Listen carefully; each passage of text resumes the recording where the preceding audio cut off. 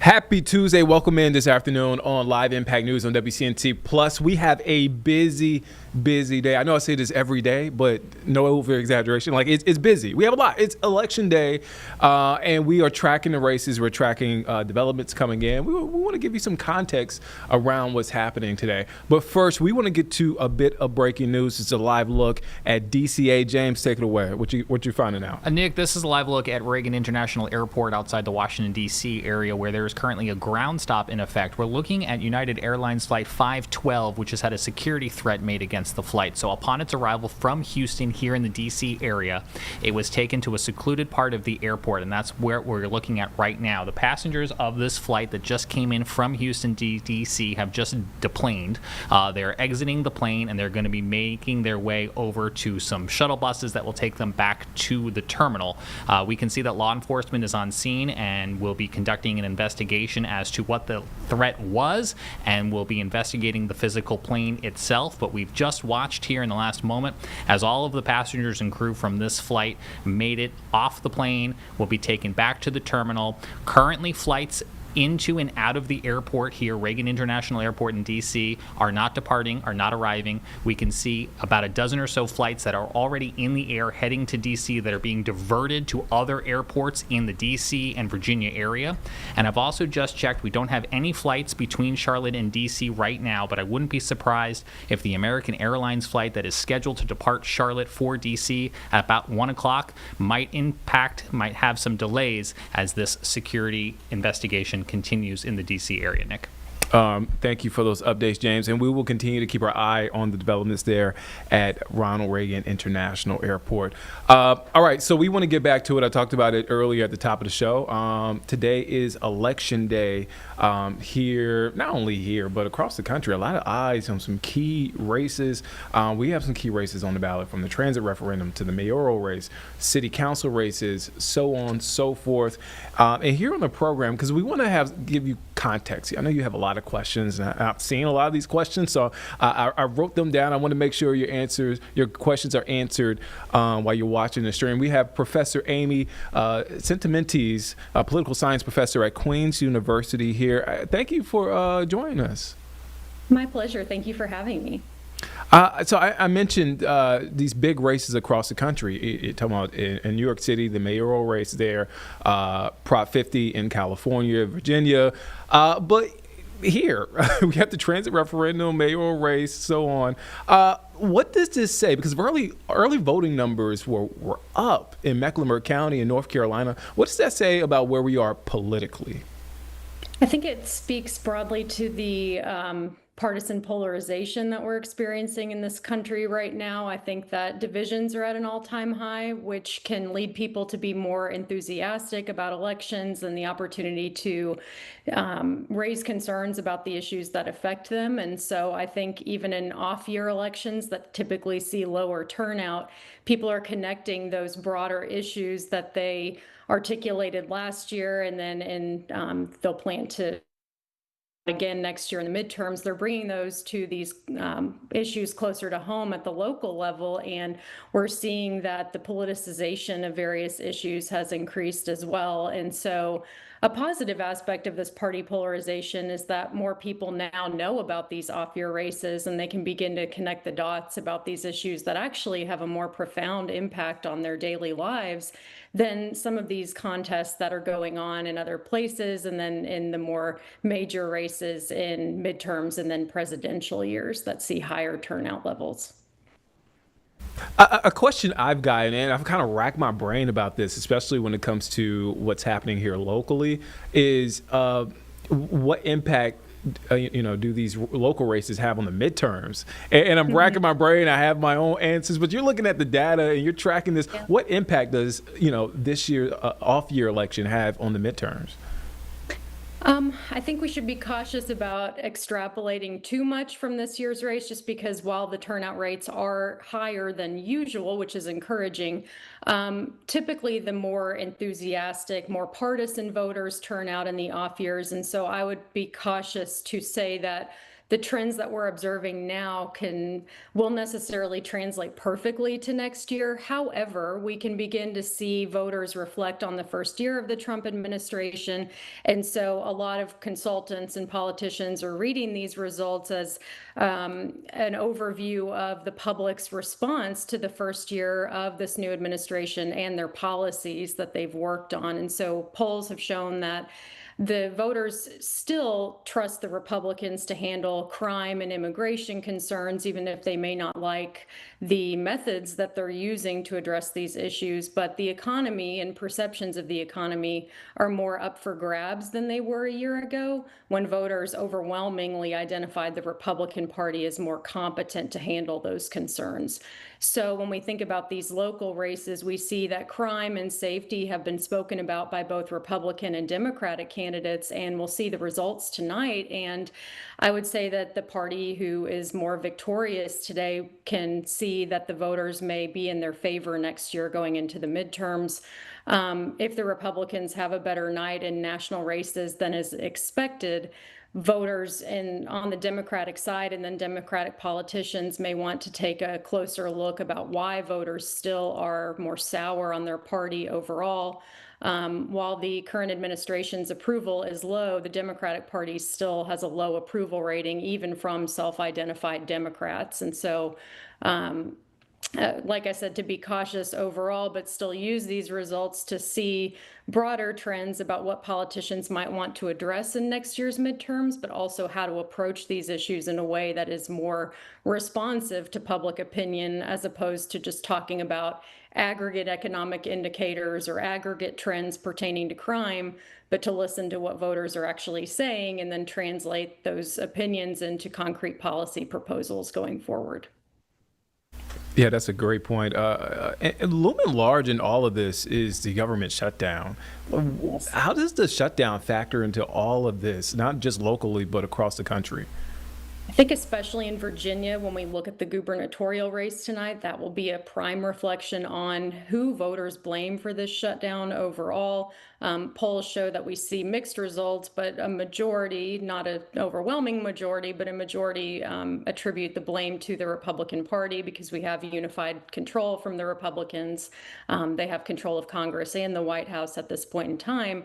But at the same time, the Democratic messaging has also fallen short a bit. And so, like I said before, even self-avowed staunch Democrats are not necessarily keen on the Democratic leadership. And I think as we go forward, as the government shutdown continues, as we approach the holiday season especially, voters will probably be more angry as we continue. And so races that are closer to DC, like I said, those in Virginia especially, we'll see tonight about how the gubernatorial race goes. And then if the Democrats end up picking that governorship up, they probably will use that momentum to speak about the shutdown and try to convince voters that the Republicans should take their concerns about health care into account and reopen the government while still maintaining that coverage from Obamacare that is going to expire. I have one more question. You obviously are in the classroom. You're dealing with young people. You're dealing with young people that either a lot of them, this is their first, well, Yes. maybe second time voting. They're within their first couple of years of voting, and we're coming off the heels of the 2024 election, a big presidential election. But this is also a big election, off-year election. What are some of the conversations that you're having in the classroom, and what are students saying? What are young people saying right now? I think young voters especially are frustrated by our two-party system. And in the US, we have two major political parties as a result of institutional constraints like single-member electoral districts and then plurality rule that allows the candidate with the most votes to win, not a clear majority, but just getting the more votes than the other opponents on the ballot. Young people are increasingly frustrated with these polarized political parties that force them to pick one of these two sides when the policy proposals and platforms of these parties may not reflect their underlying beliefs. Young people also are frustrated by the concept that we speak about in my class called affective polarization. So this concept illustrates the fact that voters not only disagree on policy proposals and issue positions, but they have a dislike toward members of the other party, and they view those folks as bad people. But younger voters are fighting back, and I'm really encouraged by my students because they are so engaged. And like you mentioned at the beginning of the interview, the turnout rate is higher than usual. It's still low relative to a midterm or a presidential race, but young voters now have a lot more political knowledge than they did previously. Gen Z is quite engaged. They're not as polarized on certain concerns, and I think they have a better grasp on information literacy and the ability to detect misinformation, which has been spread rapidly through social media and other platforms.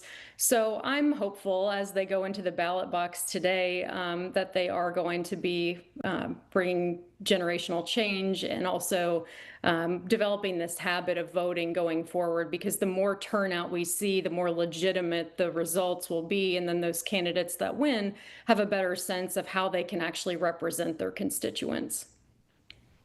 Yeah, because they have access to all this tech and these new apps. I mean, I feel like they're just so faster to process a lot of this information than somebody from like a millennial or older generations, Gen X. So, Professor Abies at the Mentees, thank you for your time. Thank you for the context in this conversation. I get a lot of questions that I asked you or questions that I got. So I'm like, well, let me bring them here. Thank you again for your time. My pleasure. Thank you for having me. All right. Yeah. Look, a lot of conversation around this off-year election. And again, as we mentioned before, voter turnout is up not only here in Mecklenburg County, but in North Carolina. A lot of interest, a lot of eyes. And she mentioned it with tech and with TikTok, with Instagram. Carlene, I bet you've seen information about races all over the place. All over, yeah, you can't all over the avoid it. country. You can't avoid it. And it forces you to be more tapped in, more informed, and you want to know what's going on because there's a lot at stake, no matter what party you align with. All right, so she mentioned one big race, and that is Virginia. That is the state north of us. And believe it or not, there are a lot of folks who are from Virginia that come down to school here in North Carolina, in the state of North Carolina. Yeah, we're neighbors. It's a lot of connection between North Carolina and Virginia. And so today is a big gubernatorial race between Republican Winsome Earl Sears, a staunch conservative who serves as Virginia's lieutenant governor, and Democrat Abigail Spanberger, more of a center-left Democrat, a former CIA case officer who helped her party win a big House majority, during Trump's first presidency. They both are vying to make history, become the first ever woman to lead the Commonwealth. So again, a lot at stake there in Virginia. A big race there. I believe President Obama was there over the weekend campaigning for Spanberger. But let's get now to, this is NBC. This is Alex Littlehales. Yes. Okay. Let's go now to that story to give you a little bit more information as we are just hours away from polls closing. I know it's strange to say because we're early in the afternoon, but just give you some context. We're about 6 hours. 6 hours. 6 hours away from polls. Depends on what state. It depends on where you're at. Let's take a listen in. Democrat Abigail Spanberger is on the campaign trail in Newport News. To deliver real impact, that happens in Richmond. While Winsome Earl Sears resumes the daily duties of Virginia's lieutenant governor. The Senate will come to order. With lawmakers back in a sudden special session debating congressional redistricting. I've been doing the work. I've been helping to build Virginia back from when Ralph Northam shut down our schools. It's the home stretch before voters pick Virginia's first female governor, no matter who comes out ahead. At least one recent poll shows the race tightening slightly in the weeks after the only gubernatorial debate in Norfolk. It took you providing to say comments that are advocating. Still, the former Democratic Congresswoman has never lost a significant polling lead over the Republican lieutenant governor. Some political forecasters believe a double-digit percentage win is still on the table. Spanberger has made the cost of living the focus of her campaign, whereas Sears, I believe, has made the focus of her campaign on transgender issues. Chaz Nuttycombe is an independent forecaster who created the state Great Navigate modeling organization. The Virginia Tech grad and his team recently polled roughly 700 likely Virginia voters. In their poll, Spanberger led by 13 points, one of several political analysts that has noted Spanberger's ability to resonate with voters across the aisle. Spanberger is doing a much better job on persuasion of winning over independents, even Trump voters. And one of the things that was really interesting in the poll is that Spanberger has large gains with Trump voters who are of low income. But there is still time for voters to decide which campaign message resonates best with Virginia's future. For Spanberger, a campaign that argued for stability under the Trump administration. To focus on issues of affordability, lowering costs in housing, healthcare, and energy, when we have leadership in Washington passing bills that will raise prices in housing, energy, and healthcare, it makes the stakes of this race that much bigger. And for Earl Sears, a campaign focused on issues that have appealed to the Republican base, like transgender rights and immigration reform. She will refuse to protect our girls in Title IX, which is simply, an opportunity for girls to have their safe space. All right, so we are going to take a quick time out. We'll be back here in just 2 minutes here on Live Impact News on WCNC Plus. But first, before I go to break, look, we've been talking about elections all show. We will continue to have extended election coverage until 11 p.m. tonight. Live Impact News. Of course, we'll do this show, and then, 4 o'clock, I'll be there. And then 5 o'clock, we're still Just hitting keep us election. on. 6 o'clock, I'm just going to run through the whole thing. I kid, but we're going to be here, and we're going to be really tapped in and really focusing on what's happening on our elections, not only here locally, but across the country here on Live Impact News until 11 p.m. Tonight. All right, so let's take a quick break. We'll be back here in just 2 minutes here on Live Impact News on WCNC Plus.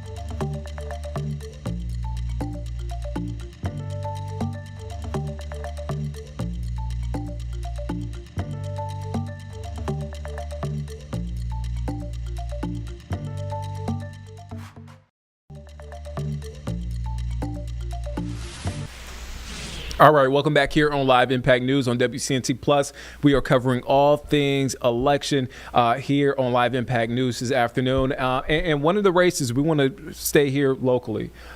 We actually, 2 races that we are looking at. Carlene threw up the peace sign, which means I got it wrong. 2, District 3 and District 6 city council races here in Charlotte. So in District 3, you have Joy Mayo versus James Bowers. District 6, Republican Krista Bakari and Democrat Kimberly Owens. WCNC Charlotte's Autumn Bracey is covering both races. A busy day for Autumn out there in the field. So Autumn, you're covering District 3, District 6, and you also seen a lot of voters. What are voters saying? How has turnout been so far?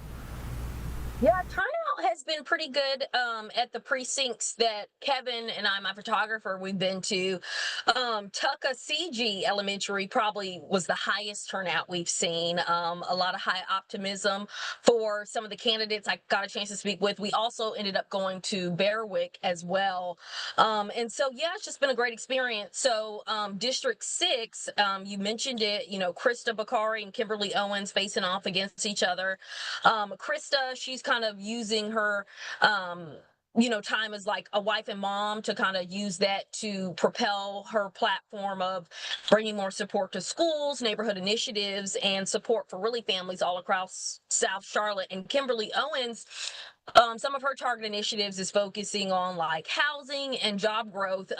Today, particularly, our morning reporter, Destiny, focused on those candidates, but we will have that story for you at 4 o'clock this afternoon. But at 5 o'clock will be the people I spoke with directly, which has been wonderful for District 3 candidates for the counselors. So caught up with Joy Mayo. She was great.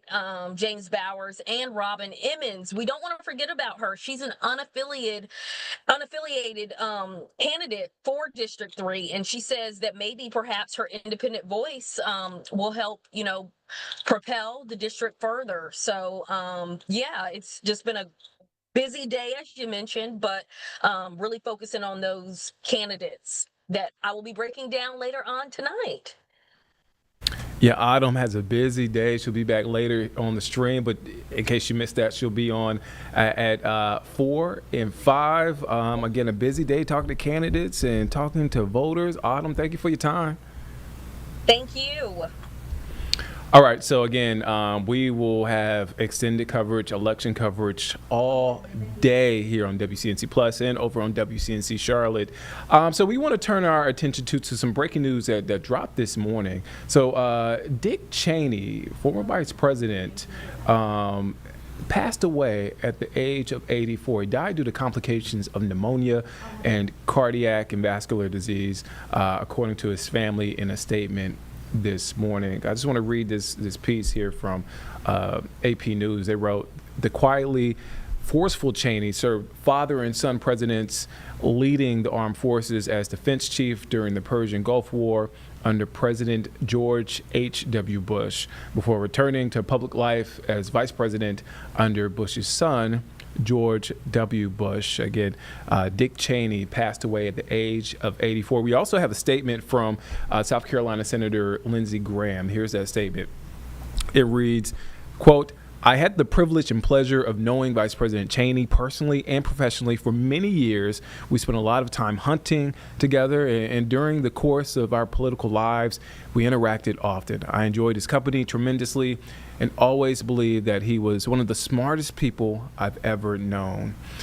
We want to toss it now to more on who Dick Cheney was in his life. Let's take a listen in. To the end, he never wavered, defending the Iraq War and the harsh interrogation tactics that defined his vice presidency, making him a lightning rod for critics, but an icon to conservatives. Thank you all very much. Knock it off. A welcome like that's almost enough to want to make me run for office again. Dick Cheney always spoke his mind, justifying interrogation practices later judged to be torture. They were legal, essential, justified, successful, and the right thing to do. In the end, his advice was even rejected by the commander-in-chief when George W. Bush fired Cheney's closest ally, Defense Secretary Donald Rumsfeld. It was a turn of events no one would have predicted when Richard Bruce Cheney became the 46th Vice President of the United States. So help me God. He had already served as the youngest White House Chief of Staff under Gerald Ford, a powerful congressman from Wyoming, and Secretary of Defense under the first President Bush. Born in Nebraska, Cheney's family moved to Casper, Wyoming when he was a boy. He won a scholarship to Yale but quit, finally graduating from the University of Wyoming and marrying his high school sweetheart, Lynn, a leading conservative author and commentator. The man I married has a very interesting mind. Problems get redefined, and you find yourself thinking about things in new ways. The Cheneys had 2 daughters, Mary, mother of 2, whose same-sex marriage was strongly supported by her parents well before the Supreme Court weighed in, and Liz, mother of 5 and her father's political heir, elected to Congress from Wyoming just like he was, but incurring the wrath of Donald Trump for standing up against the former president and investigating the January 6th insurrection. In 1989, as the first President Bush's Secretary of Defense, Dick Cheney became known as the cool-handed leader of the first Gulf War against Saddam Hussein. 3 o'clock Thursday morning in the Gulf, the armed forces of the United States began an operation at the direction of the president. During the Clinton years, Cheney made millions as CEO of Halliburton, the Dallas-based oil equipment company, until George W. Bush asked him to lead the search for a running mate in 2000, and Cheney ended up taking the job himself. He quickly became the most visible take-charge vice president in memory, briefing the press, briefing Congress, briefing the president. The main reason I'm there is to serve him. He needs people around him who care only about his success, who are prepared to give him honest advice and never sugarcoat it. He helped shape a cabinet some said looked more like Cheney's than Bush's, in a White House that for a while appeared to be a co-presidency. Cheney was the prime mover behind the theory, later proven wrong, that Saddam Hussein had weapons of mass destruction. We know he's been absolutely devoted to trying to acquire nuclear weapons, and we believe he has in fact reconstituted nuclear weapons. Contrary to CIA reports, Cheney also linked Saddam to al-Qaeda and 9/11 and predicted Iraq would fall quickly. Things have gotten so bad inside Iraq from the standpoint of the Iraqi people. My belief is we will in fact be greeted as liberators. When the violence escalated into civil war, Cheney was blamed. There were political setbacks, an embarrassing quail hunting accident when he shot and wounded a companion. More seriously, the conviction of his closest aide, Scooter Libby, for lying to a grand jury about the outing of a CIA operative. Throughout his public life, Cheney also battled heart disease, suffering his first heart attack in 1978 during his first run for Congress. Just days after being elected vice president, he underwent a procedure to open a clogged artery, and soon after, a pacemaker. Once out of office, Cheney underwent a successful heart transplant. Still, to the end, he stuck to his deeply conservative roots, making him one of the most powerful and controversial vice presidents in recent American history. Andrea Mitchell, NBC News, Washington. All right, so we want to get now to an update we told you about at the top of the show at Ronald Reagan International Airport. James is back here in studio. James, what do you got for us? Just to bring people up to speed, Nick, if they weren't with us at the bottom of the hour, as we look live at this aircraft, there's a United Airlines flight there on the, United Airlines flight there on the left-hand side that had flown in from Houston to Reagan International Airport in the D.C. area. There was some sort of security threat against the aircraft. So after it landed safely in D.C., they drove it to the secluded area. Passengers were offloaded onto a bus and taken to the terminal.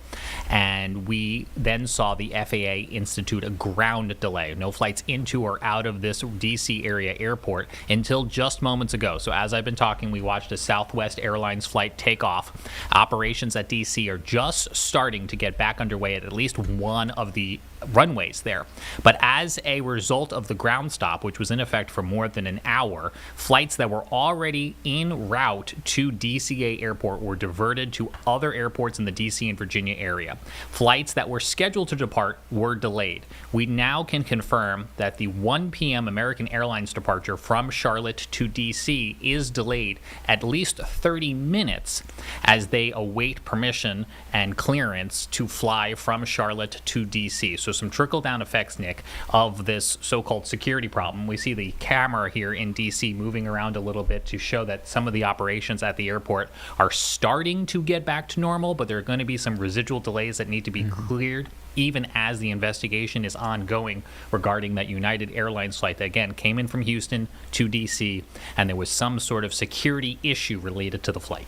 All right, thank you, James, for that update. We'll continue to provide updates and keep an eye there at DCA and here at Charlotte Douglas at his Impacts flights here. All right, so let's take a quick break. We'll be back here in just 2 minutes here on Live Impact News on WCNC Plus.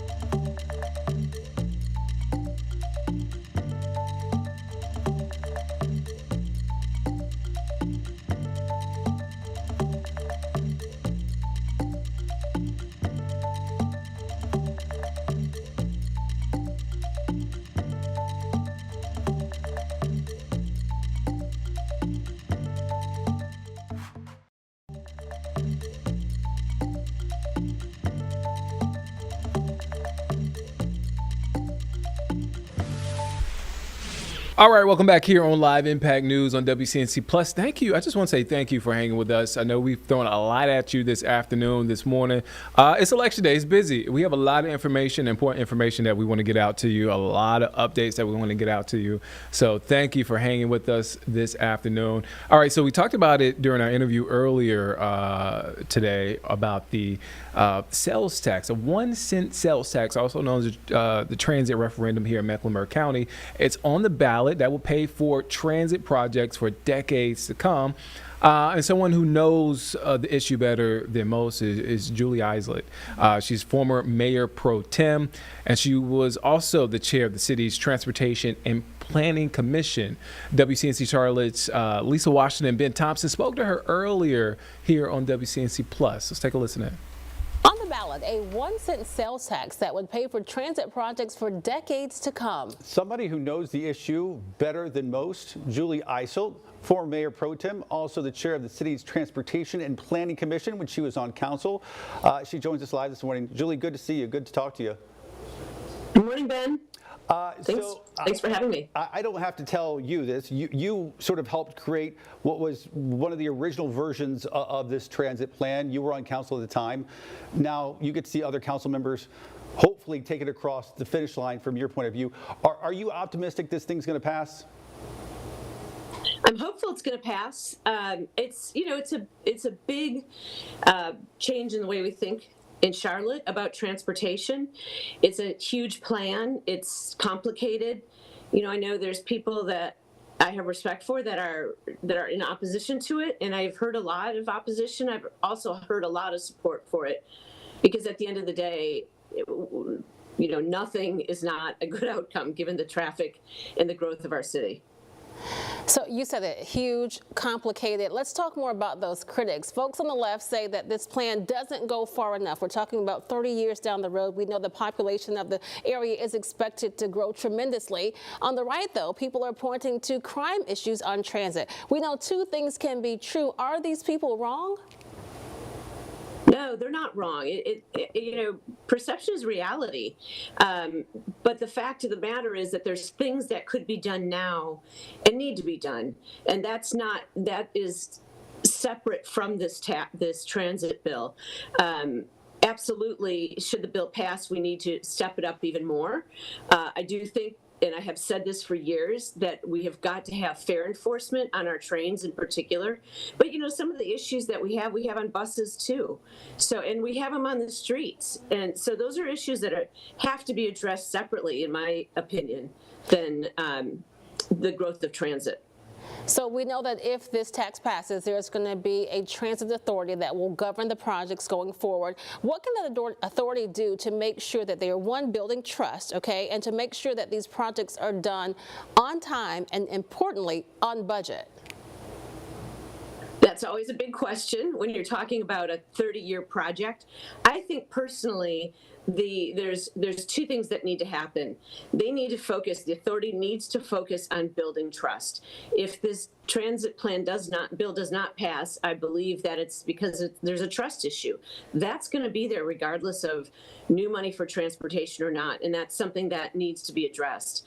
And so I think that's one thing. Secondly, I'm excited about it because of the investment in, frankly, the things that aren't very sexy. Buses. I have been pushing that for a long time. Buses are not a nice to have thing. Buses are a necessity for people that live in Charlotte with the rising cost of living here. And the fact that the Charlotte region is about 7 points above average for the cost of transportation than where we should be compared to national data. And that's because we're so car-centric, and it's just getting worse. We talked about crime briefly. I want to go back to it, though, because public safety is why you got into politics in the first place. You were a victim of crime, I think now almost 20 years ago. You were held at gunpoint. I know it had a profound impact on you. CMPD says violent crime is down. Do you think that that's the case, or is this in fact just a perception problem here in the city? Well, I think, and to your point, it's a perception problem. It doesn't matter what the statistics are if you've been the victim of a crime. It feels awful. It feels like your community doesn't care. And again, I mean, what happened to me was a random act of violence. A guy tried to abduct me at gunpoint in a very public parking lot. There was security in the parking lot. They waited for the opportunity, and that can happen. That's got to be addressed as a community safety issue. And yes, there are things we can do in our transit system to make it more comfortable for people to ride transit and feel like they're going to get to where they need to go safely. Finally, this year, City Council saw its fair share of controversies. I don't have to tell you this. You know, one council member accusing others of corruption. That investigation found no unethical behavior. Another council member facing federal charges. What is your message to voters heading to the polls this morning, feeling a little discouraged about their city leadership? Well, Ben, honestly, that's, in part on voters too. We have a great turnout this year. Turnout is up overall by 73% in early voting, which is great. But generally, we're talking single digits when it comes to voting in the primary, and the primary is where the decisions are made. So people need to look into who they're voting for, who shows up to meetings, how do they vote, what are their values, and we need to hold our elected officials accountable. This is something that is still a part of our American system. We have the right and the privilege to vote, and we need to know who we're voting for, and then hold them accountable to represent us. I remember interviewing you many times, probably back to 2019, 2021, asking when this transit thing is finally going to happen. Well, here we are on this date, November 4th. It's actually on the ballot. Still don't know what's going to happen, but the city is at least making progress in the right direction. Julie Isolt, always nice to talk to you. Thanks, Ben. Thanks for having me. All right, take care. All right, former Mayor Pro Tem on WCNC Plus this morning with a breakdown of that transit referendum. So again, as I mentioned earlier, we have extended coverage of Election Day, and one of our reporters out there covering the election and specifically the transit referendum, Walker Lawson, who's live there. Walker, let us know, where are you right now, and what are folks saying? Because you've been covering this story, and we talked about it earlier, for months at this point.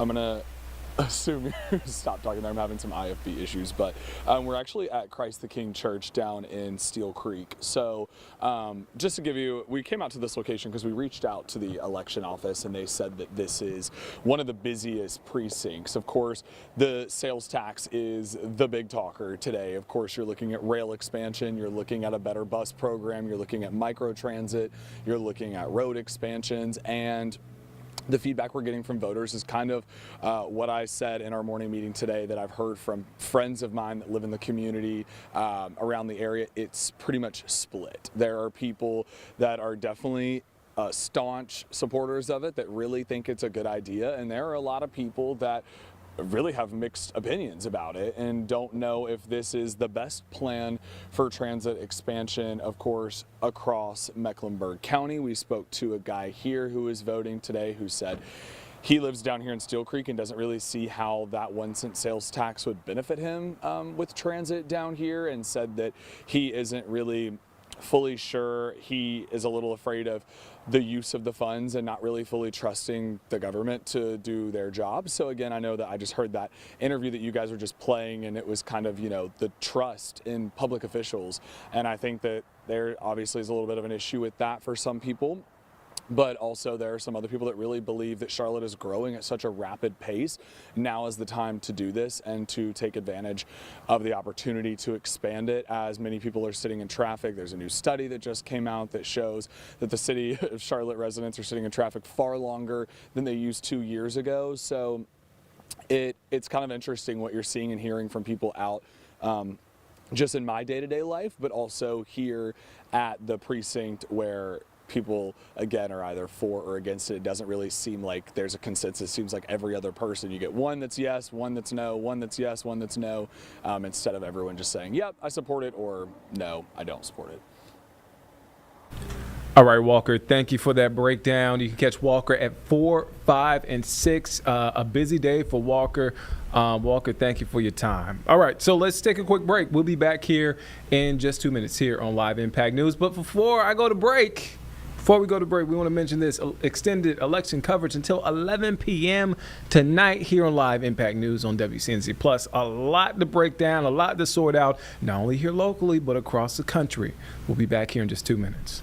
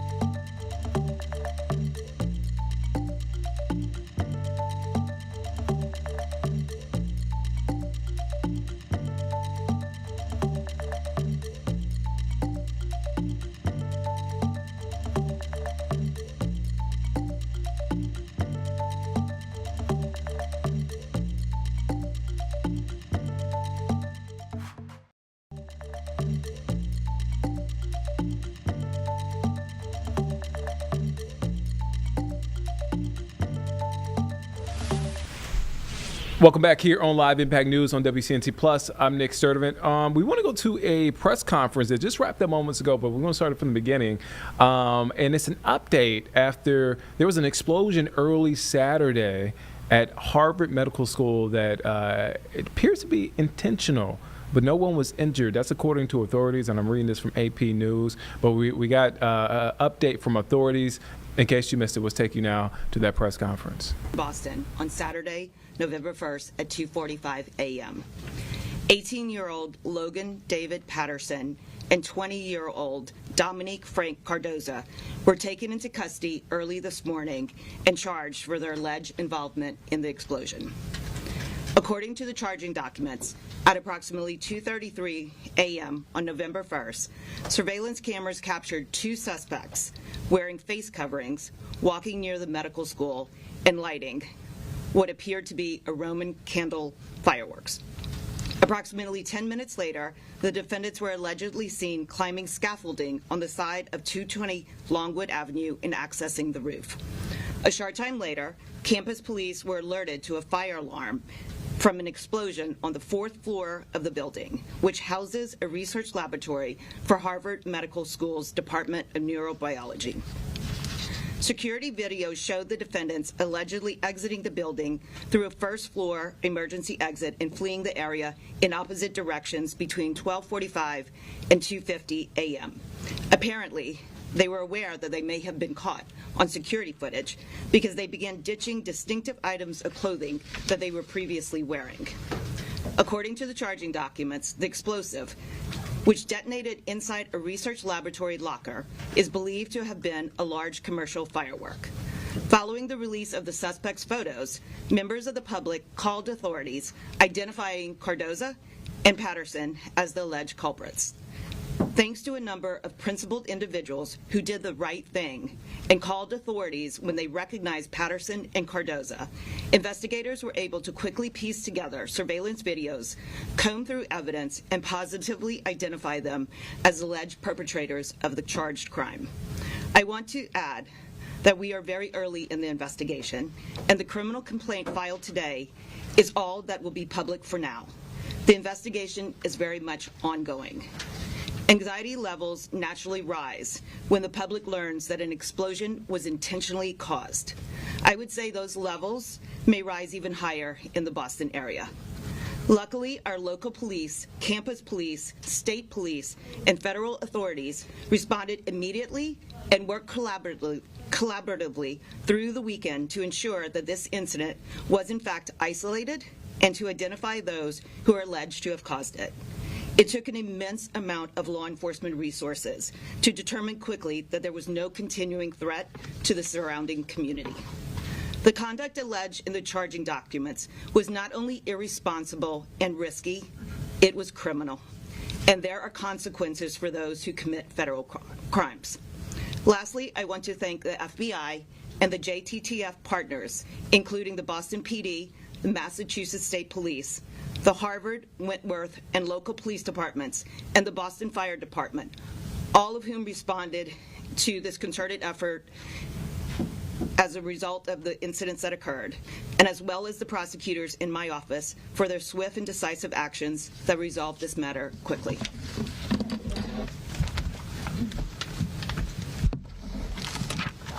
Oh, thank you, Leah. And good afternoon. My name is Ted Dox. I'm the Special Agent in charge of FBI Boston.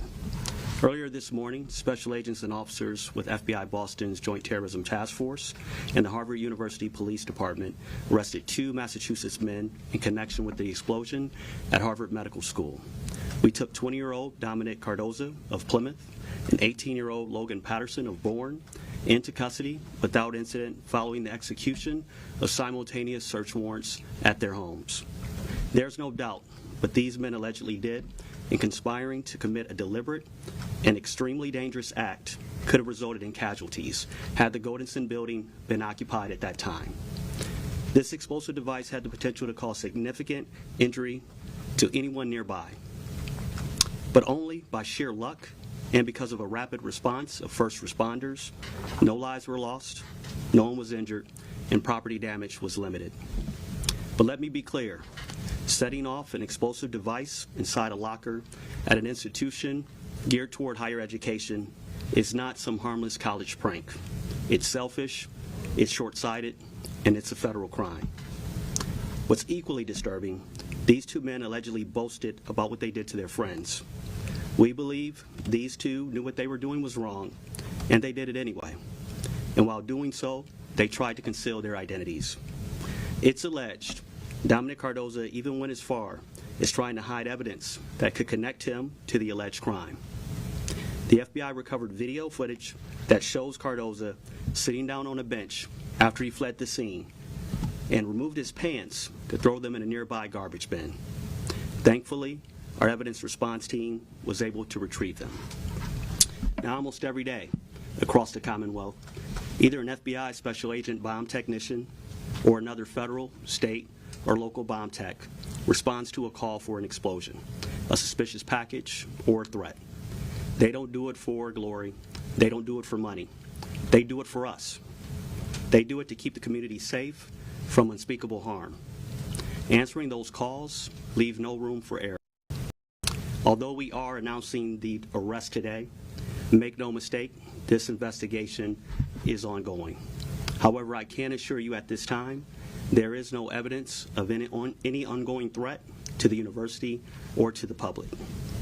Today's arrest should be a warning to others that if you use an explosive to maliciously damage or destroy someone else's property, you should not be surprised when the FBI show up at your door with our partners to take you into custody. I want to personally thank the community for their patience and cooperation. We could not have gotten to this point today so quickly without their help. I'd also like to highlight the courage and bravery of those who stepped up and did the right thing by calling law enforcement. The information they provided was instrumental in advancing this investigation. Additionally, I want to extend my gratitude to U.S. Attorney Leah Foley and her team, the Boston Police Department, the Massachusetts State Police, and Harvard University Police Department and its chief, Dennis Downing, who allowed seamless integration of my team into the investigation. I want to also thank the agents, the analysts, and the task force officers on our Joint Terrorism Task Force, who have been literally working around the clock to identify and bring responsible individuals to justice. Thank you. Take some questions. Was there any apparent political motive for this, or any motive at all at this point? The investigation is ongoing, and it's just too early right now for us to speculate. Mr. Schrank, can you speak about the device itself? You said it appeared to be a Roman candle. Any idea if they purchased it in New Hampshire or where they got it from? At this point, we don't have any information that's public about where they were purchased. Have the suspects said anything? That also is not public at this time. So a cherry bomb or a Roman candle? Our information is that it was a Roman candle. All right, so that was a press conference from a moment ago there at Harvard. Update on that explosion at the medical school on Saturday. But we want to go now to Washington, D.C. Where happening right now, Press Secretary Caroline Leavitt just got to the podium for a White House briefing. Let's take a listen into what's being said. And it's a total disgrace. This past weekend, Americans traveling to weddings, funerals, vacations, and meetings faced significant flight disruptions at airports across the country because of staffing shortages. On Sunday alone, more than 5,000 flights traveling to and from U.S. airports were delayed. Since the Democrat shutdown began, 4 times as many staffing shortages have been reported at air traffic control facilities compared to last year. TSA checkpoint wait times ballooned past 3 hours at Houston's George Bush Intercontinental Airport, with some passengers enduring up to 5 hours in line. At nearby William P. Hobby Airport in Texas, security wait times are routinely exceeding 1 hour. More than 13,000 air traffic controllers are continuing to work without pay.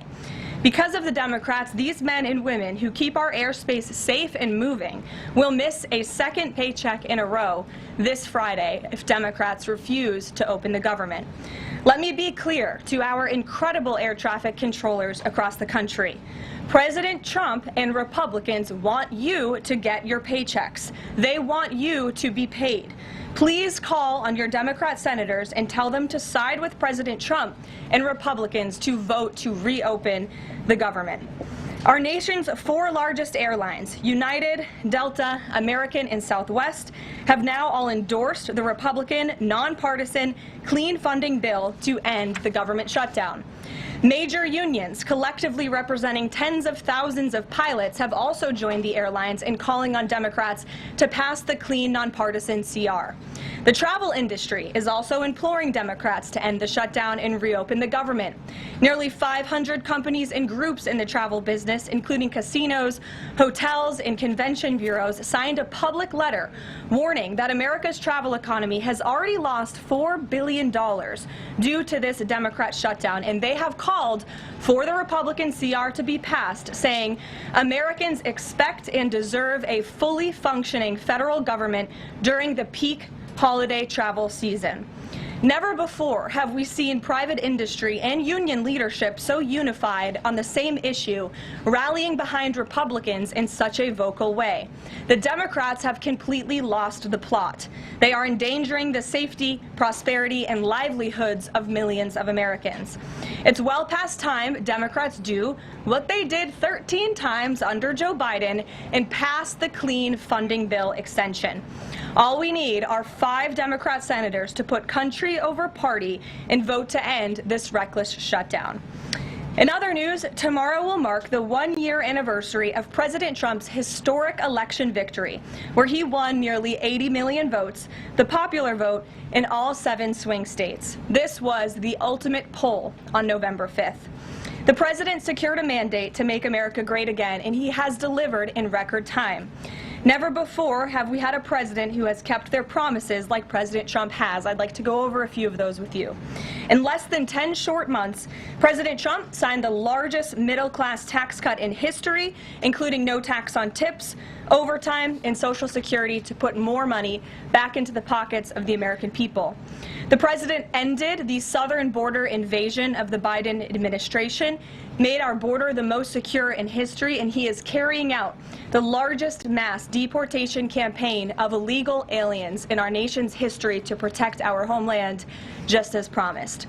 President Trump has aggressively taken on drug cartels by declaring them as foreign terrorist organizations and even blowing up narco-terrorists who have tried to poison the American. All right, so that is Caroline Leavitt, press secretary for the White House, holding that weekly White House briefing. We're going to take a quick break. We'll be back here in just 2 minutes here on Live Impact News on WCNC Plus.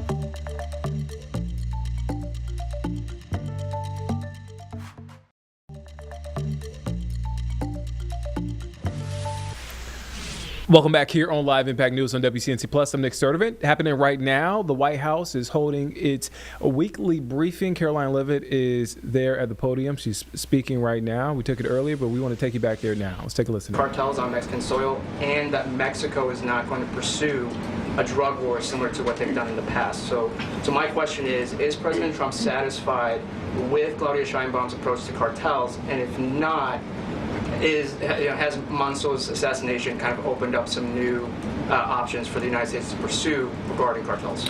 Well, first of all, with respect to this specific news item and this alleged assassination that took place in Mexico, I know the Trump administration, we are aware of that, and of course we condemn all political violence anywhere in all forms. As for Claudia Sheinbaum and the president's relationship with her, I think he has a lot of respect for her as president of Mexico, and he also really appreciates the coordination that she has provided to the Trump administration. I can't speak for her and what she's doing internally in her country. I can speak for the president in saying we are continually pushing Mexico to do more to tackle the drug trafficking and the drug cartels within their country, and we are working with them in any way that we can. And the president has obviously used the full range of executive options in his authorities to crack down on drug trafficking at our southern border and to designate these cartels as foreign terrorist organizations and additional actions as well. Just one more question. Sure. So at the Antifa roundtable that we were at just last month, myself and the other panelists made the recommendation to the president for, speaking of foreign terrorist organizations, to have Antifa not just be domestic terrorist organization, but be designated as a foreign terrorist organization since they have cells in other countries.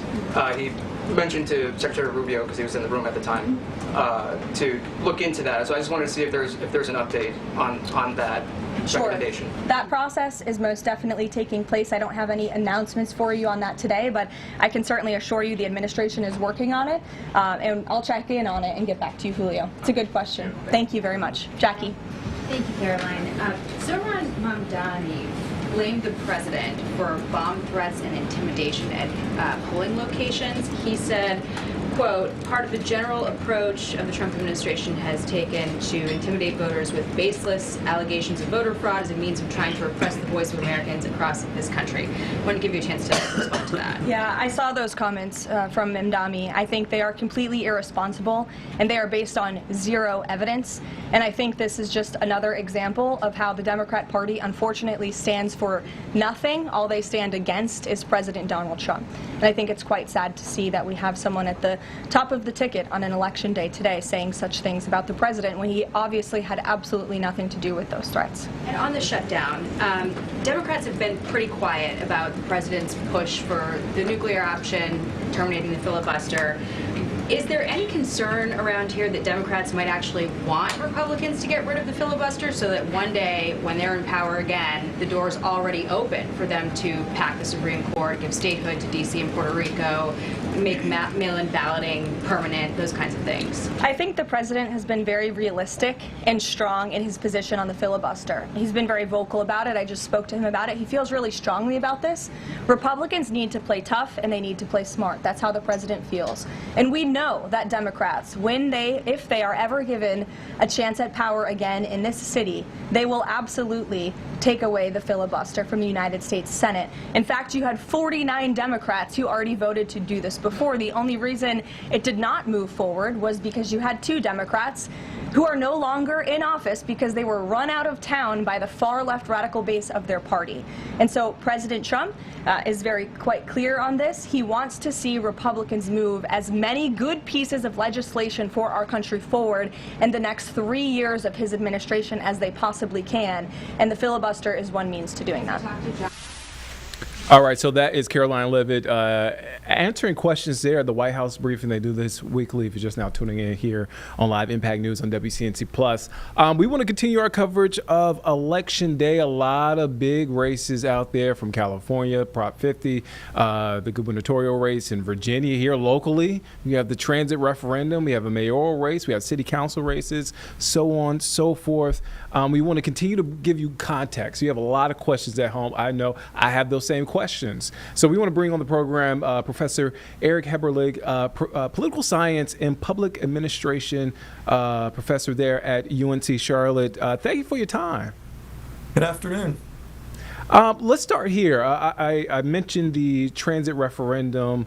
It's been a big topic. I've seen the campaign signs. I'm sure you've seen the campaign signs for it. Why is this such a big deal? This has been years in the making. Charlotte's tried to get permission from Raleigh to do more in terms of expanding its transportation options. Raleigh has not been terribly interested in funding mass transit, providing state money to do so, but have allowed Charlotte to put on the ballot a mechanism to raise local sales taxes as a means of helping to pay to expand train and bus services and roads within Charlotte. Can you explain that? You mentioned it. Raleigh hasn't seemed to be interested when it comes to what Charlotte is doing here with transit. Can you explain that relationship? I've covered specifically between Charlotte leaders and those lawmakers there at the General Assembly, because I just remember years ago, related but unrelated, there was tension. You're talking about the bathroom bill. There was tension, and there's been some tension over the years. Can you put in context that relationship? Yeah, and it's not unusual it's not atypical in states that there's tension between the big city, which typically is wealthier than the more rural areas of the state, and the rural areas of the state in terms of who gets what. And traditionally in North Carolina, the state has been dominated by the more rural areas of the state. So when the quote unquote great state of Mecklenburg comes for asking for resources, that's met with skepticism from other areas of the state. So convincing the state legislature that we should have rail service, light rail, and bus services that other parts of the state don't get, that's a tough pitch. So being able to say, well, we're taxing ourselves for these amenities that mostly benefit people who live and work here is the end around, so that the state doesn't have to commit resources that they prefer to send to their districts, and spending those on Charlotte. I mentioned this earlier. We have big races, the gubernatorial race in Virginia, California Prop 50. We have so many big races. New York City, we have the mayoral race that's getting a lot of attention. But here in Charlotte, we'll have some new city council members. We have a mayor's race as well. These races and all this attention to what's happening not only here locally but across the country, what does that say about where we are politically? Yeah, so there's the national consequences of there being a lot of uncertainty about what's going on in Washington and the economy and the moods that creates in the public, and we'll see how that plays out nationally in terms of a range of local and statewide races that you've mentioned. But we're facing similar uncertainty here in Charlotte. There's been controversy over how the payment to the former chief of police has been handled, controversy over crime on the light rail system, the referendum itself. We've seen several city council incumbents lose their reelection races in the primaries and a few open seats. So there's substantial uncertainty out there and substantial opportunity for changes to be made at the local level. So it'll be interesting to see what the turnout is and what shift in directions voters may signal they want to go in. I have a two-part question. What race, not just here locally, but maybe across the country, catches your eye, and how does the shutdown factor in all of this that we're talking about? Sure. I'd say that the national race that is probably going to be most interesting is the New Jersey governor's race. That one looks like it's going to be very close. New Jersey's traditionally been a Democratic state at the federal level, but Donald Trump did very well there, even though he didn't win, picking up support in traditionally African American and Hispanic precincts. Will the Democrats be able to come back and hold their traditional advantage there? Or the Republican candidate is kind of running in the Trump tough guy mold, and that may be appealing to many of those New Jersey voters. On the local level, I'd say the key race I'm looking at is the city council at-large race. Edwin Peacock, who's a current district representative but former member of the city council, has name recognition, has raised considerable money, has a good reputation as a member of city council. Will he be able to break the Democrats' hold on all 4 of those at-large city council seats? I do want to ask about former Vice President Dick Cheney, passed away today at the age of 84. What would you say is his lasting, I know this is a very broad question, lasting legacy? I know he helped redefine and reshape that role as vice president, but also we saw in 2024, didn't align with President Trump, but voted for Kamala Harris. Yeah, so Dick Cheney has consistently been polarizing throughout his political career. Certainly, I think everybody would consider him to be the most powerful vice president in our history. Certainly played a huge role in the Iraq War, the lead up to it, continuing to advocate for a robust response there, even when it became increasingly unpopular at home, and thus was the Darth Vader type figure for many Democrats and opponents of the war. But really stayed consistent with his commitment to active military involvement abroad, and was very critical of Donald Trump as not being sufficiently conservative in the mold that Cheney was, certainly in terms of commitment diplomatically abroad, as well as commitment to less federal spending and intervention in the economy at home. So Cheney kind of ended up as a man without a party in the last election, because certainly he's not liberal, not a Democrat by any stretch of the imagination, but was turned off by the performance and specific policy choices that President Trump offered as a Republican. Yeah, some great context there, especially, I mentioned this earlier, we have a lot of young folk that are voting for the first time, don't even have a good grasp of who Vice President Dick Cheney was. But Professor Eric Heberlich, political science professor there at UNC Charlotte, thank you for your time, and thank you for that context that you gave us about this election. Absolutely. Have a good day. You too. All right, we will continue our extended coverage of Election Day here. A big day, a lot on the ballot, not only nationally but locally. We will have extended coverage until 11 p.m. right here on Live Impact News on WCNC Plus. You don't want to miss it. We're going to take a quick break. We'll be back here in 2 minutes here on Live Impact News on WCNC Plus.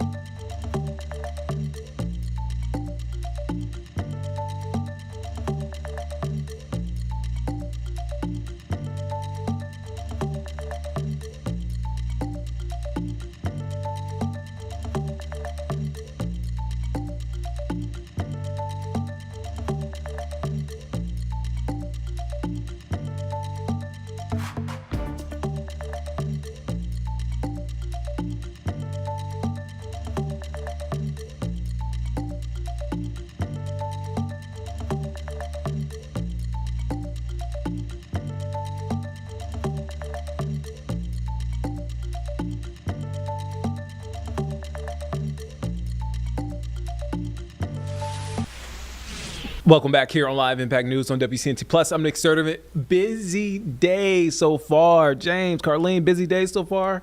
Busy day. Just getting started, Nick. We're going to be here all the way to 11 o'clock. Yeah, I had to say your names just to make sure you guys were awake, alert, alert. Okay.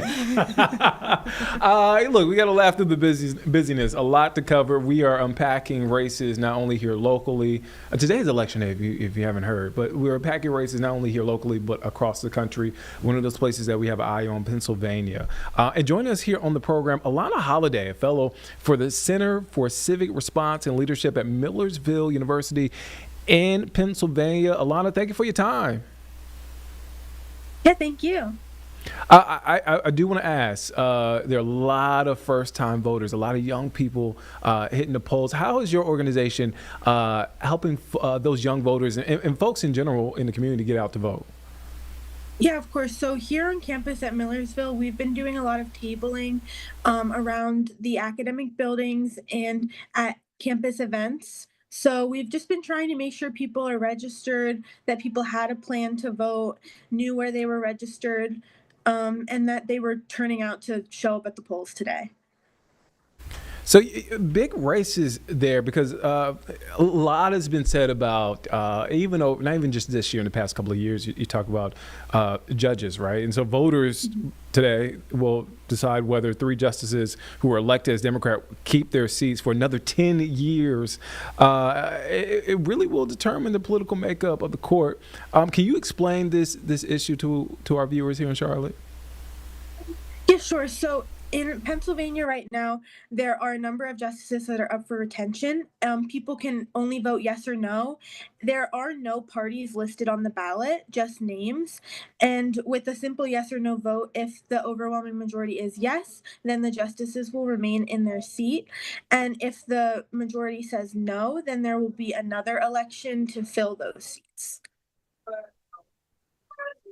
So a thing that it's not a new thing. I think young people, college students, have always been involved in politics, but I think after the 2024 presidential election and even leading up here now to this off-year election, you talk about new political clubs that have been popping up on campuses nationwide in recent months. Are you seeing that there? Yeah, we've definitely seen on both sides of the aisles new organizations come up on campus. As the Center for Civic Responsibility and Leadership, we are focused on providing all students with resources to exercise their voice and their opinion. So we have seen different organizations on campus that push for different agendas, and it's really cool to see people be passionate, but we're mostly here just to make sure that people are informed about the elections and know that their voice matters regardless of where they stand as far as ideology. I would say here in Charlotte, a big issue has been public safety, right? A lot of people have been talking about public safety and then transit on top of that. What are students interested in? What are they talking about? Yeah, I think definitely on college campuses, you see a lot of discourse about some of those big issues that we hear about on a national level, like abortion or marijuana legalization and other issues that the courts have weighed in on, especially as far as like this election being a judicial retention one. I think we see a lot of students being passionate about the different issues that the courts are often making decisions to help decide. One final question before I let you go. Any challenges that you face? I know political climate is tense, but what are some of the challenges that you're facing? I think the biggest challenge is that a lot of students seem to just be turned off of politics in general. They don't like all of the discourse, all of the noise, and all of the fighting that political conversation seems to cause. So therefore, they don't want to participate. I've spoken to many people who just don't believe that their vote matters, and therefore they don't want to exercise it, which makes me sad because I obviously think we should all vote. But I think it's navigating those challenges as far as polarization and making students feel comfortable to ask questions, do research, and engage in discussions with people, even if they're difficult or painful at times. Yeah, that's such a great perspective there, Alana Holiday. Thank you for your time. Be safe out there. I know today is a busy day, but again, thank you for taking time to be on Live Impact News. Yes, thank you so much for having me. And you guys, we will be doing more of this election coverage. Again, we want to give you some context. We want to break down some of these stories, what we're hearing. We're covering it from everywhere, not just here locally, but everywhere. We got our eyes peeled. I have a bunch of different screens up right now, little screens up on the screen, just tracking and seeing what's happening and playing out across the country. Let's go back now to the White House. White House briefing is still underway. Caroline Leavitt still taking questions, press secretary. Let's take a listen in. Why did President Trump get an MRI during his recent visit to Wall Street? Look, as President Trump said, he would inquire with the physicians. I'll check back on that. But as the physical itself stated, Kristen, and as you all know, because you were all witness to it, every single day the president is in optimal physical health. This was a follow-up appointment, and we provided a detailed readout of that physical. I'm happy to give it to you again, and I can inquire further. With all due respect, an MRI is a very specific procedure. It's done on a part of the body looking for something specific, so it's not generally part of any kind of routine checkup. And in addition, President Trump has said that he wants to be transparent. He told us to ask the doctors, which we have and have not heard back. Why don't we have more information on this? As I said, I'll check back for you. Go ahead. Karen, can you update us on the mediation efforts this administration is leading in Sudan, trying to achieve a ceasefire there? Sure, yes. The United States is actively engaged in efforts to bring about a peaceful resolution to the terrible conflict in Sudan. We remain committed to working with our international partners, including Quad members, Egypt, Saudi Arabia, the UAE, as well as others, to lead a negotiated peace process that addresses both the immediate humanitarian crisis and the longer-term political challenges. I actually spoke with Secretary Rubio about this morning, as of course there's been, kind of an uptick in recent reporting on the matter, and he assured me that the administration is very much engaged. We're in pretty frequent communication with those Arab partners that I just mentioned, and we want to see this conflict come to a peaceful end, just as we have with so many others, but the reality is it's a very complicated situation on the ground right now. Yes. Hi, yes. Just trying to go back into the subject of Mexico. Is the Trump administration planning to send U.S. troops to Mexico to combat drug cartels, as reported by other outlets? That's not something I would confirm from this podium if it were happening, so I will not comment on that. Eamon. Thank you, Caroline. Why did the president decide not to go to the Supreme Court tomorrow? He'd indicated earlier that he might want to go and attend in person. Yeah. Now he's saying he's not going to go. Why? The president did have an interest in attending the Supreme Court hearing tomorrow, as I just expressed how important it is to him, the administration, and the country, this case. But he is traveling to Miami tomorrow, as you all know, to give an economic address with the mayor of Miami and many global business leaders to talk about his historic success with the economy over the past 10 months and talk about sort of where we are headed as a country in terms of our economy. So he'll be traveling tomorrow on the road in Miami. That's why he won't be here, but Secretary Scott Bessent will be in attendance at the hearing tomorrow at the request of the president. And on the NVIDIA chips issue, he has said that he doesn't want to export the high-end NVIDIA chips to China, but the Wall Street Journal reported yesterday that there was some question about whether the president would raise this as a possible concession with the Chinese side during his meeting with Xi Jinping. So does the White House consider NVIDIA chip exports to China to be a closed issue right now, or is this an ongoing negotiation between the United States, China, and NVIDIA at this point? The president has made his position on this very clear, both to the Chinese and also to all of you. He's answered this question directly. As for the most advanced chips, the Blackwell chip, that's not something we're interested in selling to China at this time. Annie. Does the president think that the results of the Virginia or New Jersey gubernatorial races tomorrow or statewide races tomorrow will in any way reflect a voter sentiment towards his administration? Look, Annie, I'm not at liberty to talk about the election results, and I certainly won't get ahead of them. I'm not going to engage in hypotheticals that may or may not happen tonight. We'll have to watch and see. And I'm sure you'll hear directly from the president tomorrow on that point. Quickly on SNAP, just really quickly, is there anything that prompted the president's tweet this morning? Because it did seem quite different from some of his other communications about SNAP.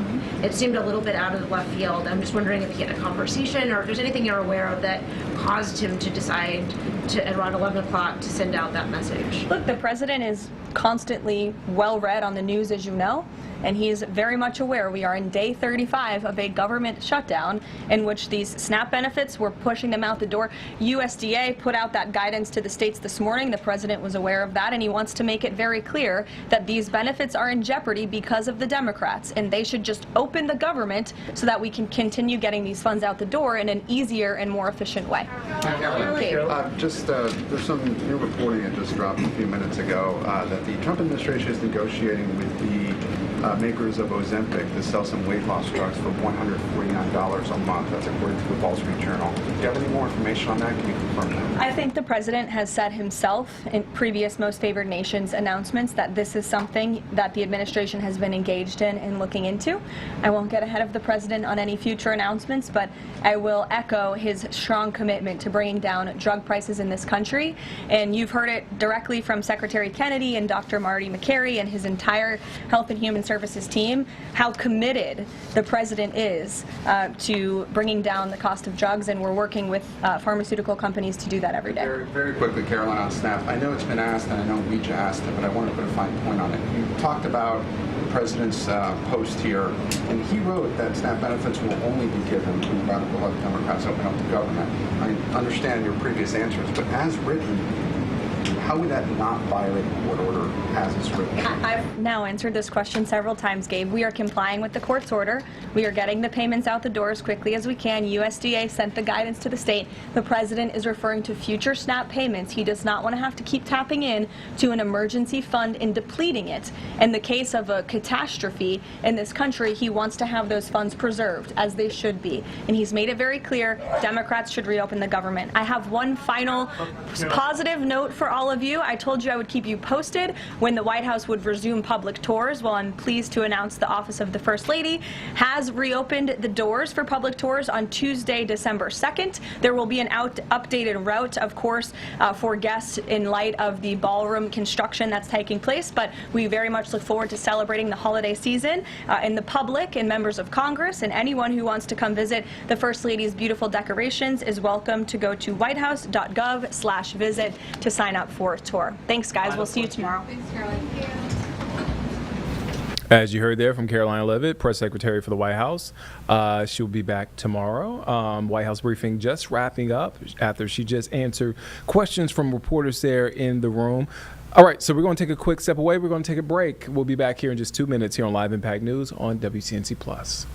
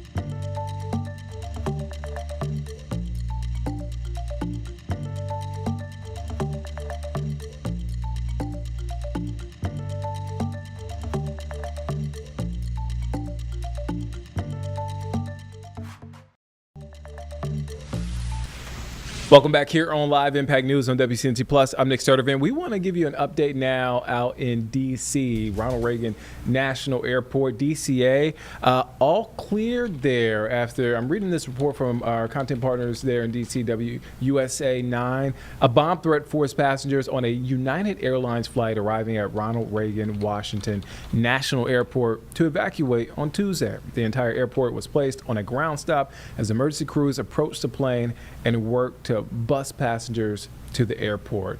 U.S. Transportation Secretary Sean Duffy confirmed the threat this afternoon, saying the flight landed safely at DCA and no hazards were found on the flight. So again, it looks like they got the all clear there as flights resume after that bomb threat. James, I don't know if you got a chance to track anything going out of Charlotte Douglas. What can you tell us right now? So, Nick, we have 2 or 3 flights that are delayed getting out of Charlotte now, trying to get to their scheduled destination here of DCA, Reagan International Airport, that viewers see on the screen right now. There's just kind of a trickle-down effect after that ground stop lasted an hour, hour and a half or so. Flights are trying to get back on schedule. So we do have some passengers who are either connecting through Charlotte or departing through Charlotte that were delayed because of this. At the center of the screen, that empty space, that's where that United Airlines flight from Houston to DC was quarantined off while the investigation was ongoing. The plane has since been taken away. Those passengers were taken back to the terminal. Operations resuming there in DC with some residual delays, Nick. All right, thank you, James, for that update. We're a couple of minutes past the top of the hour. It's been a busy afternoon. It is Election Day. Of course, it's going to be busy. We are tracking everything across the country to, of course, here locally, Mecklenburg County, Charlotte. There are some big races. We're talking about District 3, District 6, new city council members. City council will look different after today. Autumn Bracey is covering a busy day, covering both District 3 and District 6. Autumn, you got a chance to talk to some of the candidates, the folks out there. What are you hearing? Hey, Nick. Yeah, so in our last stream hit, we kind of touched on the District 6 candidates. So now we're pivoting to District 3. We know for this District 3 counselor position, Joe Mayo is the Democrat, Republican James Bowers, and the unaffiliated candidate is Robin Emmons. We know a lot of the talk surrounds Awana Brown. We know that she was indicted on federal charges back in May. And so she is, of course, she lost the primary back in August, so she's not on the ballot. But, you know, our 3 candidates, I got a chance to speak with all of them. We know Joy Mayo, during the primary, she got the highest number of votes, but some of her platform, she's focusing on improving some community engagement in neighborhoods. James Bauer, he is the Republican candidate. He says some of his focus is surrounding lawlessness. And the unaffiliated candidate is Robin Emmons. I got a chance to catch up with her. She says that she definitely, as an independent voice, wants to put people first. So she's like, you know, a lot of people get focused on, you know, the bigger parties, but she was like, you know, you don't want to forget about, you know, the contributions that she can make. She has been dedicated to the city of Charlotte, serving on a lot of nonprofit organizations, and so she's hoping to serve in a different capacity. Yeah, a lot of things to do, a lot to sort out, Autumn, on Election Day. You've been busy, of course. Thank you for joining us here again on Live Impact News. You can catch Autumn at 4 and 5 this evening with an update on District 3 and District 6 races here in Charlotte. Autumn, thank you for your time. Thank you. All right, so we want to turn our attention now to, again, we've covered elections from across the country, not only here locally, and we mentioned it earlier, but the race for mayor in New York City. We've been covering it for months here on Live Impact News. Zohran Mamdani, Democratic nominee, Independent Andrew Cuomo, Curtis Lewa, the Republican nominee, and it has been a race with a lot of attention. You're talking about the biggest city in the country. So obviously a lot of eyes, a lot of folks looking at this as a possible indicator going into the 2026 midterm elections. Let's get an update now. Let's give you some more context into this race for NYC's next mayor. Let's take a listen in. On election eve, Assemblyman Zohran Mamdani came out swinging in Queens, calling Andrew Cuomo a puppet of the Republican Party and President Trump. What was feared has become naked and unabashed. The MAGA movement's embrace of Andrew Cuomo is reflective of Donald Trump's understanding that this would be the best mayor for him. He's referencing this post from the president on Truth Social, threatening to cut off federal funding if the, quote, communist candidate Mamdani wins. And he gave marching orders to Republicans. Whether you personally like Andrew Cuomo or not, you really have no choice. You must vote for him. I did not, however, anticipate Andrew Cuomo going from being Donald Trump's puppet to being so nakedly his parrot. Hours later, Cuomo held another rally slamming Mamdani. It's the inexperience, it's the lack of plans, it's the socialist philosophy that many New Yorkers feel is frightening. And defending his affiliation with Trump. President Trump doesn't support me, he opposes Mamdani. Cuomo wouldn't answer whether a Trump endorsement would be bad for him, but he adamantly denied Trump's comments equal an endorsement when speaking with our Andrew Schiff. What did you make of Trump essentially endorsing you on 16? He did not endorse me. Well, what he said was, he said he's a bad Democrat, and I would take a bad Democrat over a communist. Yeah, because he hates communists. That's what he's saying. You don't hear that as an endorsement? No, he's saying he would take anything over a communist. Meanwhile, the Republican at the center of the argument, Curtis Sliwa, said again that he would continue his campaign. He walked through the subway at Rockefeller Center, throwing more accusations at Cuomo. Andrew Cuomo is somebody, when you look at him, if you're under 30 and you're a female, you know he's going to be flirty. So you're like grossed out by the guy. Yeah, as you heard there, a testy race there in New York City for somebody to be the next mayor of New York City, the biggest city in America. So a lot of eyes there. A lot of eyes not far from New York City, the New Jersey gubernatorial race. Right now, Democratic Representative Mikey Sherrill and a Republican, always a struggle with the last name, the Republican nominee, Jack, and I don't have it up right now, but former state legislator, facing off for a right to be governor of New Jersey. Let's give you a recap now of that race. Let's take a listen in. I think New Jersey will make news tonight.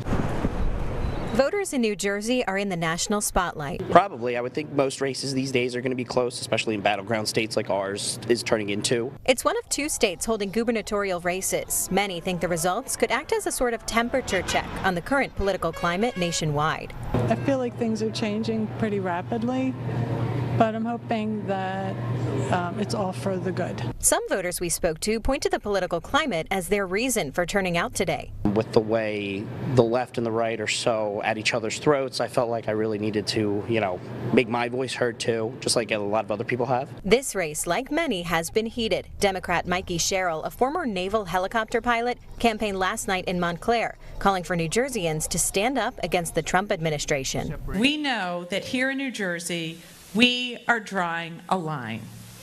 Here in New Jersey, we are saying that in our state, our kids, our families are going to have a great future in our state. Meanwhile, her Republican opponent, lawmaker and former gubernatorial candidate Jack Ciattarelli, claimed he's more prepared for the job. She's going to tell you she knows how to run that helicopter, but if you watch this campaign, including the two debates, it's evident she doesn't have a clue on how to run the state of New Jersey. She doesn't. With both candidates getting big support from high-profile politicians, voters we spoke with are grateful they get a say whichever way tonight's results land. Every time I vote, I feel better and better and better because, our democracy is everything. And don't matter who you vote for, your vote matters. All right, so yeah, Democratic Representative Mikey Sherrill and Republican Jack Ciattarelli.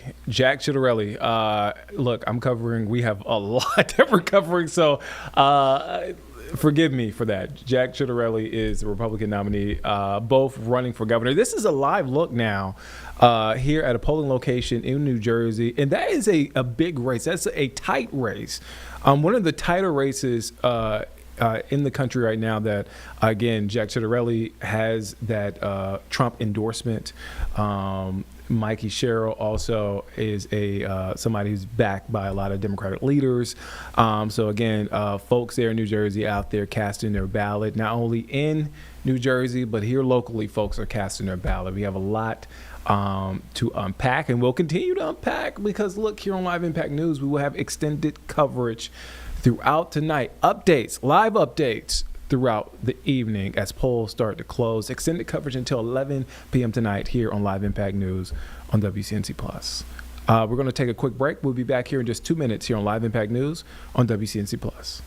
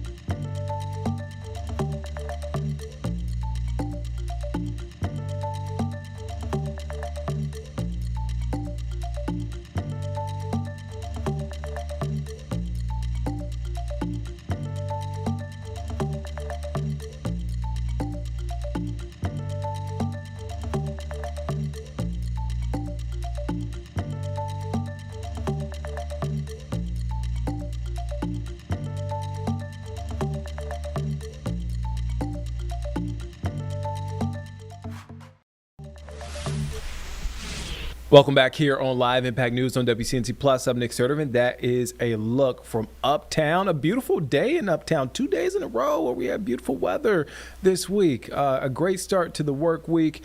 A great day to go out and cast your ballot. Look, today is Election Day. We are all things election here on WCNC Plus, Live Impact News. We'll have extended coverage here on Live Impact News until 11 p.m. Colin Mayfield, Vanessa Rufus holding it down here as we navigate you through what is a busy day and a lot of eyes on Election Day, this off-year election at that. Okay, so we mentioned this earlier. We talked about it earlier. We actually talked about it earlier with Professor Eric Hepperlig, political science professor at UNC Charlotte. He talked about the impact and the legacy, I should say, of former Vice President Dick Cheney, the hard-charging conservative who became one of the most powerful and polarizing vice presidents in U.S. history, and a leading advocate for the invasion of Iraq, has died at the age of 84. Here's more on life and legacy of Dick Cheney. This morning, remembering the life and consequential career of former Vice President Dick Cheney, who passed away surrounded by family last night. He was 84.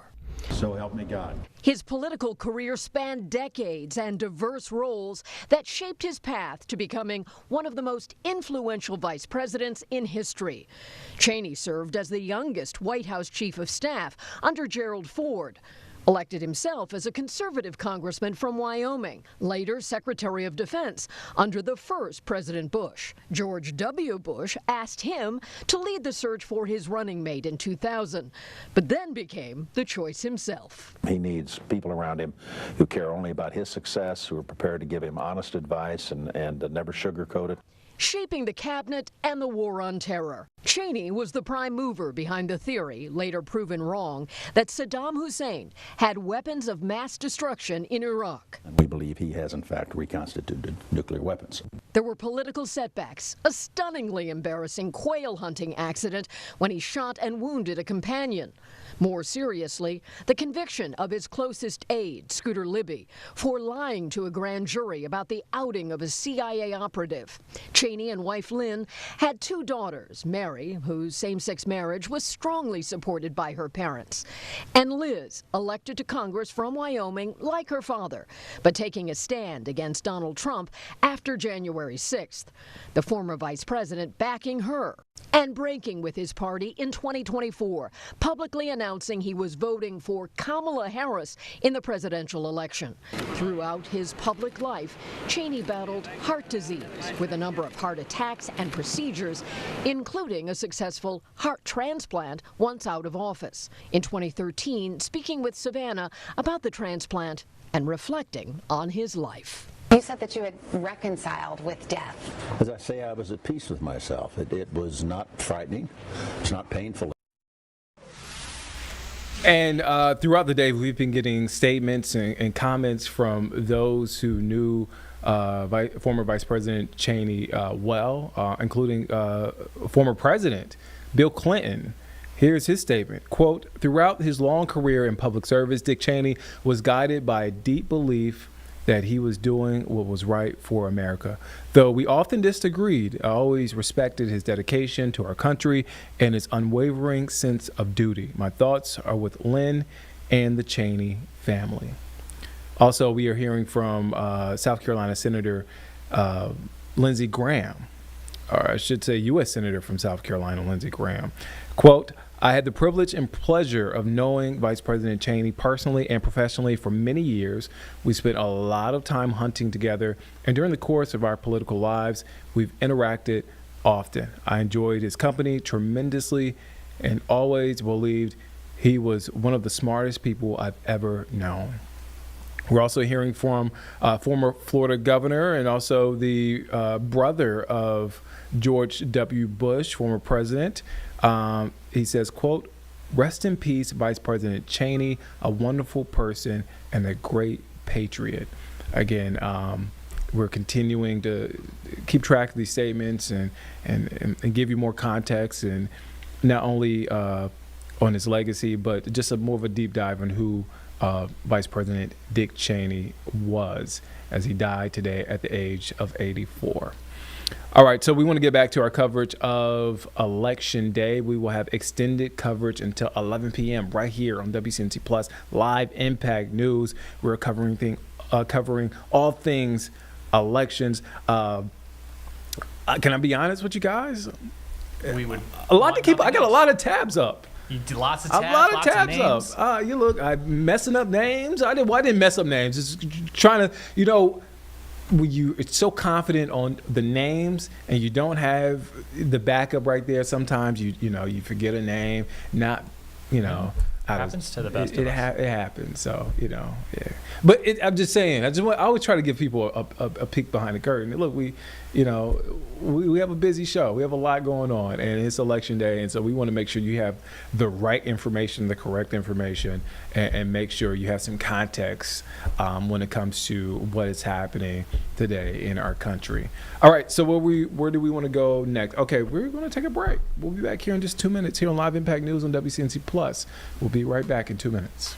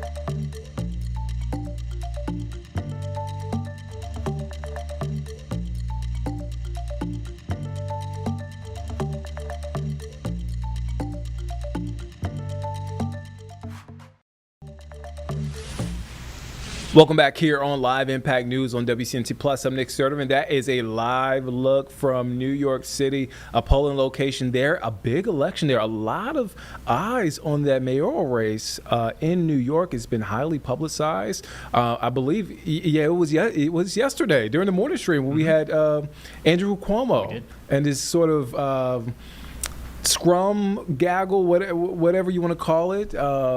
Yeah, we've seen lots of just taking door to door, taking to the streets, the three candidates in that three-way race for the New York City mayoral election, just trying to reach every voter they can, Nick. Yeah, Mamdani, Curtis Sliwa. So we will have developments as polling locations start to close, but it is still early and folks are still coming out to vote. All right, so another race that we want to get to that is a big time race. We're talking about the race for governor in Virginia, a big race. So this will be a historic race. It'll be actually the first woman elected as governor of the Commonwealth. You're talking about Republican Winsome Earl Sears and Democrat Abigail Spanberger. Let's have more. We have Karen Kafa with more on this election. Governor's races in Virginia and New Jersey, the mayor's race in New York City, and a California vote that will tee up next year's high-stakes congressional elections headline Election Day 2025. With a large population of federal workers impacted by the Trump administration's downsizing of the government workforce and the current shutdown, Democratic Virginia candidate for governor and former Congresswoman Abigail Spanberger has tied Republican Lieutenant Governor Winsome Earl Sears to President Donald Trump and his policies to try to boost her campaign.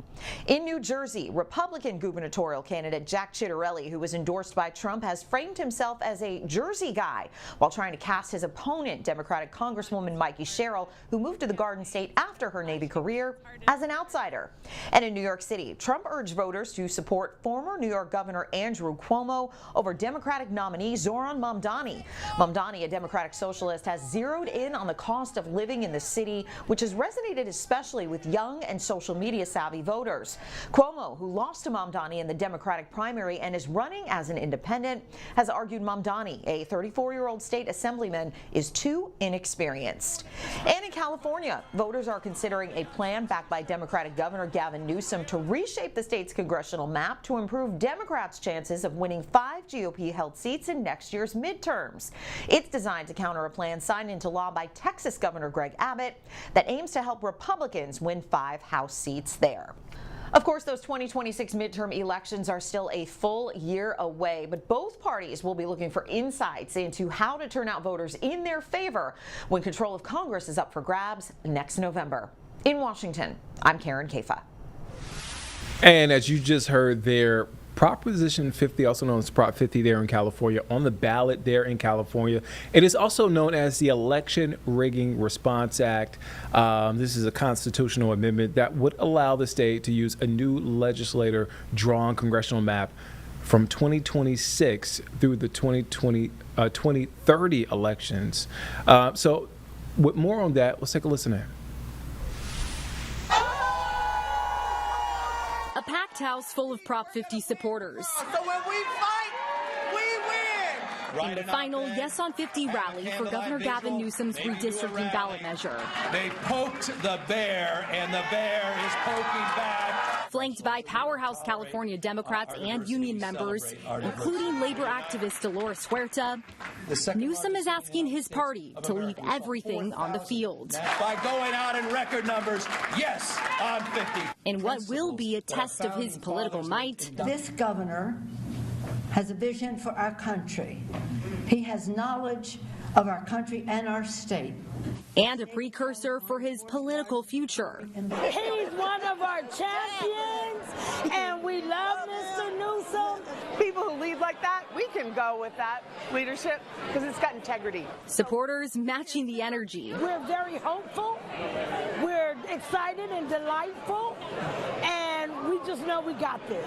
But even some elected officials acknowledging nothing with Prop 50 is guaranteed. It doesn't mean we will get 5 seats. It means we have an opportunity to win 5 seats. And it's all about power, and it has nothing to do with helping the people. Republicans warning the measure could set the stage for the possible elimination of California's Independent Redistricting Commission. It's an affront to our state constitution and an affront to what the voters have voted for multiple times. You know, we have the gold standard Citizens Redistricting Committee. But recent public polls showing the Democrats might be winning the messaging war, with Prop 50 expected to pass with ease Tuesday. The new maps aim to kick 5 of California's 9 Republicans out of their seats and will be in effect until 2031. As of Monday, 4 red states have finished redrawing their congressional maps in this gerrymandering arms race. That's Texas, Missouri, North Carolina, and Ohio, which could help Republicans net upwards of 9 new seats in the 2026 midterms. For Democrats, all eyes are on California, and 9 other states total, blue and red, are debating getting into this battle. In the newsroom, Monica Madden, ABC 7 News.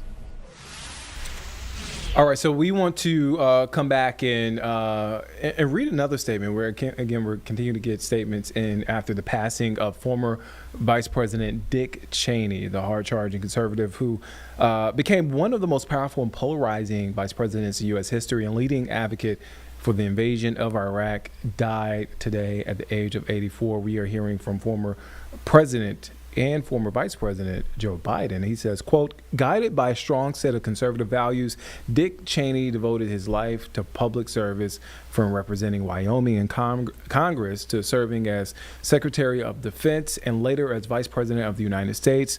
While we did not agree on much, he believed, as I do, that family is the beginning, middle, and end. Jill and I send our love to his wife, Lynn, their daughters Liz and Mary, and all of their grandchildren. All right, so we are going to take a quick break. We'll be back here in just 2 minutes here on Live Impact News on WCNC Plus.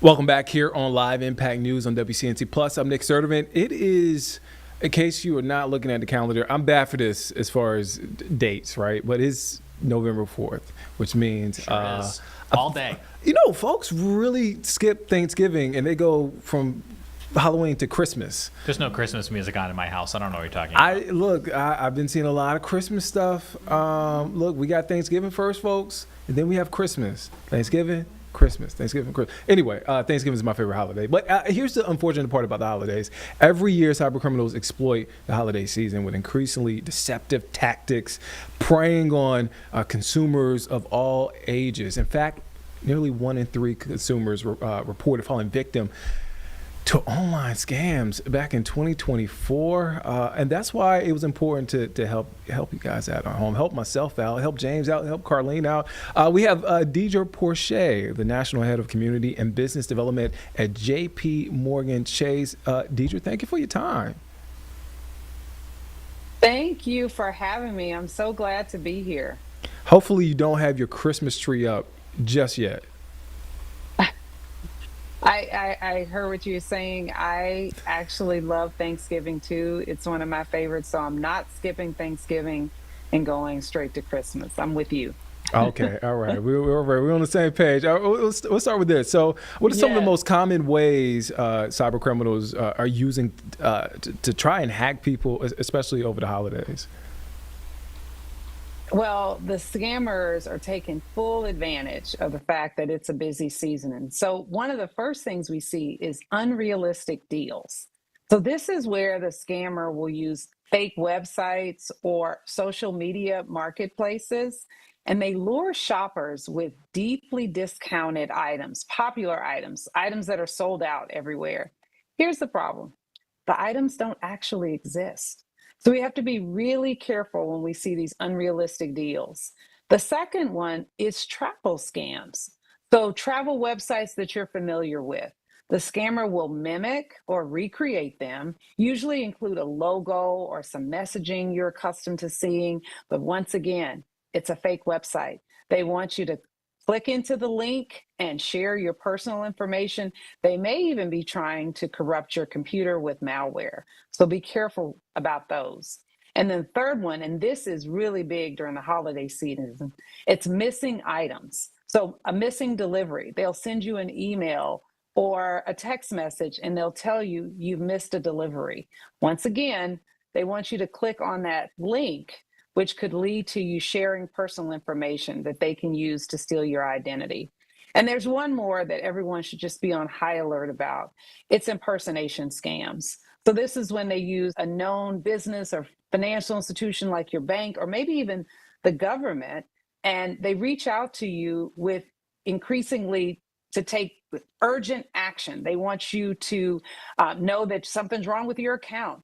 The reality is you should take the time, slow down, and make sure that you're talking to someone that you know. And when in doubt, just hang up the phone. You can always call back in from a trusted source that you've obtained on your own.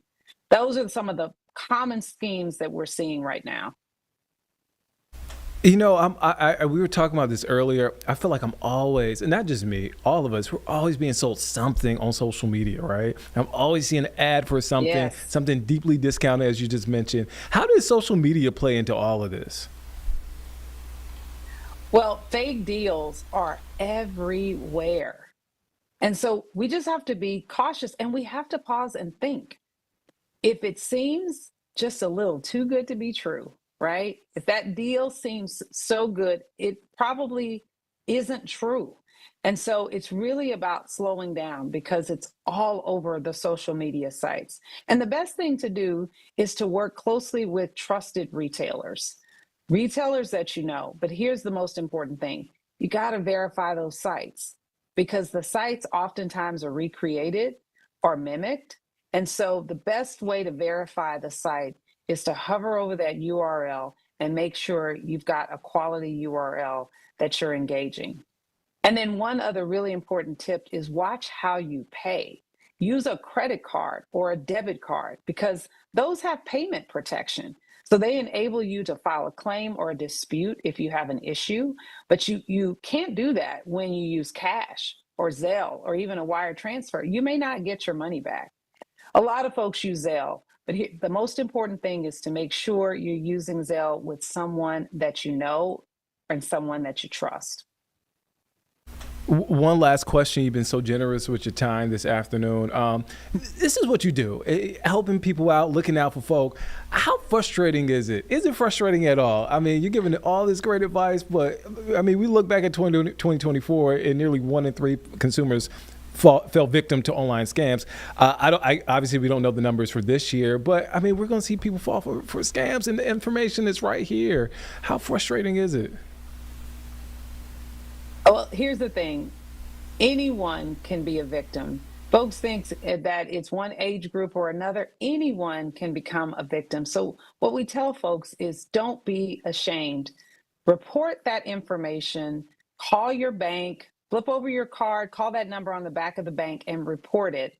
And then also just make sure that you're always sharing it with others so that they can become aware. And that's the way that we're going to get in control of this and make sure that we're cracking down on these scammers. But it's nothing to be ashamed of. And we have to just keep raising awareness, just like we're doing today. You are 1,000% correct. Thank you so much, Deidre Porcher, the National Head of Community and Business Development at J.P. Morgan Chase. Thank you for your time this afternoon. Hey, I really appreciate it. I want to just give a quick shout out, though, and make sure people know where to go. If they need more information, they can go to chase.com, chase.com/security. That place has all the tools and tips that you can use to share with your family. But also, they can go to the Freedom Rise branch right there in Charlotte at 11:30 on November 18th. We're having a free workshop, and we'd love to have folks come out and learn more about how to protect themselves. November 18th, Freedom Wise Branch at 11:30. Oh, man, thank you for that. I know a lot of folks are going to take advantage of that. Hey, you may see me pop up there because I need to. I love it. We all you gotta come on out. Bring somebody. I got you. Deidre Porcher, thank you for your time. You. All right, so some great tips there for the holiday season. Holiday season vastly approaching. I wanted to tell y'all, I've been getting Christmas links and lists for months now, and you know who they came from? Santa. I wish. I am Saint Nick. That's true. I am Saint Nick. My niece and nephew have been sending me links. Oh yeah, they're trying to get it in early. I think they think Nick is. Y'all will appreciate this reference. Richie Rich. Like I'm not that guy. Right. But they don't know that. They're kids. So how many items should I ask you for? Yeah, that's what I'm saying. Can I join these lists now? On that note, we need to take a break. Nick needs to buy some gifts. It's about that time. We're going to take a break. We'll be back here in just 2 minutes here on Live Impact News on WCNC Plus.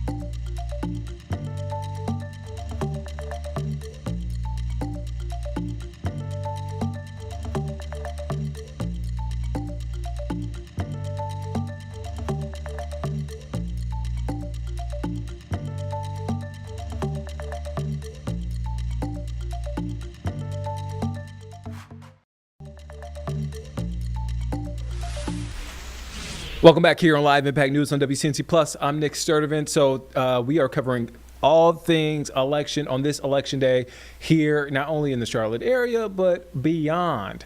And we are hearing from one of the three candidates running to become mayor of Charlotte. Those candidates are Democratic mayor, current mayor, incumbent Vi Lyles, Republican Terry Donovan, and Libertarian Rob Yates. So we are hearing from Terry Donovan, the Republican, in this race on not just this race, but what she hopes to bring to the office if she's elected. Let's take a listen in. All right, so how you feeling about Election Day? How am I feeling? Yeah. I've been running 110 miles an hour every day for the last 60 days, so I feel good. I feel good. The election's on Tuesday. I know that a lot of the early voting locations closed today at 3. I actually voted today. I think I was one of the last voters to vote at the South Park location. And then all the regular Election Day locations will be open on Tuesday. So I feel good. What are the main issues that you're talking about right now? This, public safety. We have a city that is in dire need of change. We absolutely have to address this issue. We're sick of hearing the same old talking points, which is, we have a mental health issue. Obviously, we know that. It's not just a perception. You need to go out into the community and talk to people that have been impacted, like the mothers that were here today. 7 different mothers lost their children because of violence, drive-by shootings, whatever it may be. We just can't live this way. We cannot live this way. This is not something that's specific to one location in Charlotte or one neighborhood, one skin color. It's a problematic issue that we're facing all over our city, and we absolutely have to address it immediately. Because without that, without feeling safe in our neighborhoods, nothing else matters. So what do you plan to do about this though? Like what's your move? Well, my move mainly is to address it as far as an acknowledgement. You've got to get out and talk to these families that are experiencing devastating loss, such as losing their children. When you go out and actually speak to people, you'll see that this is no longer, you can't go out and say, oh, this is a perception and we just have a mental health issue. Obviously, we all have a mental health, we do have a mental health issue. We've got to address that, but in the meantime, we can't just keep blaming it on that. We've got to address the fact that we have a big problem in Charlotte where people are just being arrested one day and released the same day. Our CMPD officers are exhausted. They're overworked and underpaid. They're having a huge issue right now with recruitment and retention, and we absolutely have to make that a top priority in our city. If we don't have a safe city, nothing uptown can thrive. None of the businesses are going to thrive. People need to feel safe walking to dinner, and businesses uptown need to feel that they can hire people that can get to their car and to the office safely. Right now, we don't have that, and there's just no way to deny it anymore and downplay it anymore. Right, and I mean, it's one thing to talk about and advocate, but is there anything you can push through? Is there anything you're working on, any kind of plan? Well, we absolutely have to have new representation. It starts with new representation. So we've got to get new city council members on there so that we can push through what's needed in our city and put the emphasis where we actually need it. Right now, we don't need to be talking about the transit tax, which I know many people, including Democrats and Republicans, are all about wanting to push it through. We cannot do that after what we just witnessed on our transit. We saw Irina Zarutska stabbed to death, and frankly, we need to get our transit safe before we can talk about a transit tax. Wait, can you go into that a little more? Not really. I'm sorry, but I'm running late to be somewhere, so I apologize. But that's really my focus, and right now, that's all I have to say. So, thank you. All right, so the mayoral race here in Charlotte, a lot of eyes there, a lot of eyes on the transit referendum. So this morning, we heard from Andy Doolin, former Charlotte City Councilman. He's been volunteering at the polls since this morning. He was on council when the light rail first opened and weighed in on the transit referendum, which again has a lot of eyes on it. Let's take a listen in. Ben Thompson and Lisa Washington this morning on WCNC Plus. Joining us now live is Andy Doolin, former Charlotte City Council member. He's been volunteering at the polls there in South Park all morning long. He was on council when the light rail first opened. Andy, good to talk to you. I believe this is Andy's first time using Zoom, so we're hoping that everything goes okay. Thanks for taking time. We know you're volunteering. Listen, you've seen yourself the transformative effects of transit. You were there when the Blue Line first opened. If you were on council right now, would you support this transit tax that's on the ballot today? It turns out, typically I'd be a no, but I'm a yes for this transit tax and for the moving our community forward. We've all seen the development that's happened along the Blue Line, down south toward Pineville and up toward NODA. If we can continue that momentum, what we're trying to build is a community where people want to come. We've built a wonderful city, and we just got to make it a welcoming community. And the kids, I've got 2 kids that are in their mid-20s, and they both live on the transit line, on the Blue Line, and they use it. And so I'm a yes on this one today, sir. So, Andy, we know that you've represented District 6 for several years. We talked about District 6 so much. It's been evolving in recent years, leaning more blue. You live there. Do you think that District 6 is still a Republican district? Just barely. I mean, all of these, this is one of the jokes. All these people we've invited to come live in Charlotte, I never really thought that they'd be Democrats when they moved here. But we're welcoming them, and we're glad to have them in our community. District 6 is a toss-up. I'm pulling for Christopher Bakari. I've worked hard. I've put out yard signs. I'm working the polls this morning for her and for Edwin. I think it's key that we have a Republican voice at large on the Charlotte City Council. And so everybody that hadn't voted yet needs to get out, Republican and Democrat. And vote, because today's the day when your voice gets heard. I want to get your opinion on a couple of other things making news. There's been allegations of corruption on city council this year. One council member facing federal indictment.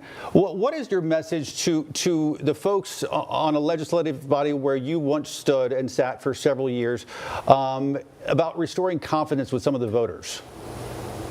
Well, there's no secret to the fact that City Council has a bad reputation right now for not being smart enough to run the city that we've delivered to them that they ought to be smart enough to run. By the way, I support Mayor Lyles. I think she's a good mayor. She's an awfully nice lady. And so she's got her hands full keeping everybody in check down there and moving in the right direction as a group. I would just hope that the folks that are on City Council that win today, today's a big day, that win today can start studying their agenda books better. Know every line. When I was on City Council, I read every line of every agenda, and it's hours and hours of weekly study. Some of those folks might not be doing the right study. Some are still. LaWanna Mayfield's a good friend of mine, and I promise you she comes to every meeting prepared. Ed Driggs in the South and Valentine, promise you he comes to every meeting prepared. Edwin Peacock, if he's elected today, Christopher Bakari, they will show up prepared. And so I just hope the City Council can get up there. And, community safety, there's a new chief of police as of this week, and there's already controversy there. Those kind of things, they have got to get their arms wrapped around and get them fixed. It is important. I just will say to his point, I was a city council reporter 15 years ago when Andy was on city council. And I will say, I was shocked at the amount of homework they have to do and the reading they have to do every single week to be brought up to speed on all the. I mean, it's a part-time job, right? But it is a tremendous amount of work that they have to do to be read up on some of these issues. And here's the thing: if you want that position, if you want to be a leader of the city, it is important that you are informed and that you're prepared. You have to do your homework. And so, Andy, I know that it's been a big day. It's been a busy morning for you. You started very early, but we'd like to get your reaction to the news, the death of Dick Cheney. We learned that this morning. Of course, he was a fellow Republican who, like you, he didn't always toe the party line. How do you think that Dick Cheney will be remembered? gosh, I always liked him. Not only because he was from the small state of Wyoming, because I thought that was cool, and of course they have a lot of oil there. But I liked it when he was vice president for George Bush. He said, "Hey, I don't want to be president. I'm going to be the best vice president I can be."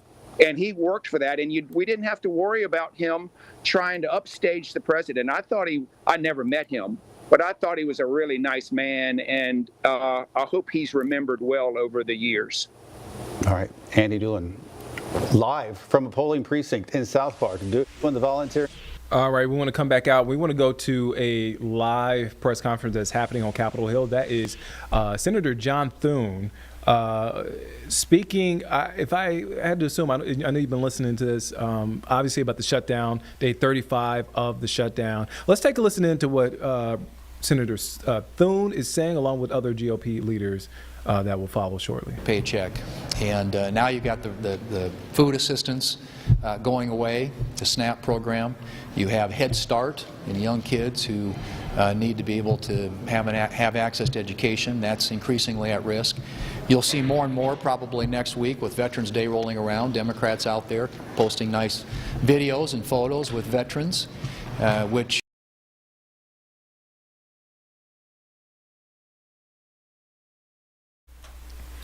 All right, so that is Senator John Thune, along with other GOP leaders there, speaking about the shutdown.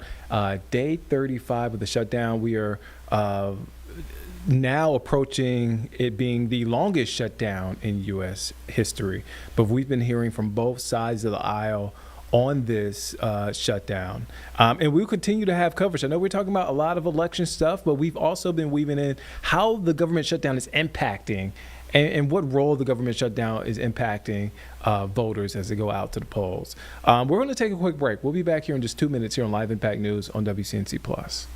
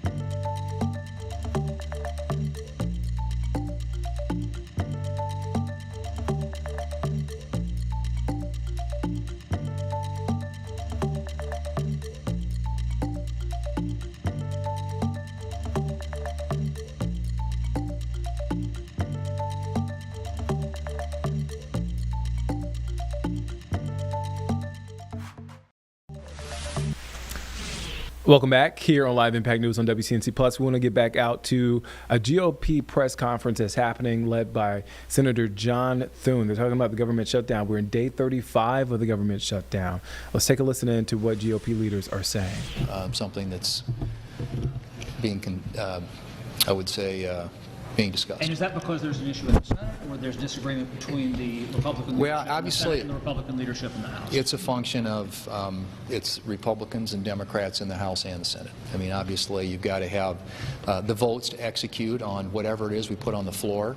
And so, we want to make sure that we do that in a way that enables us to have success. And if we have to change the date, which we will, here in the Senate to send something back to the House, we obviously want something that will pass the House and then be signed into law by the President.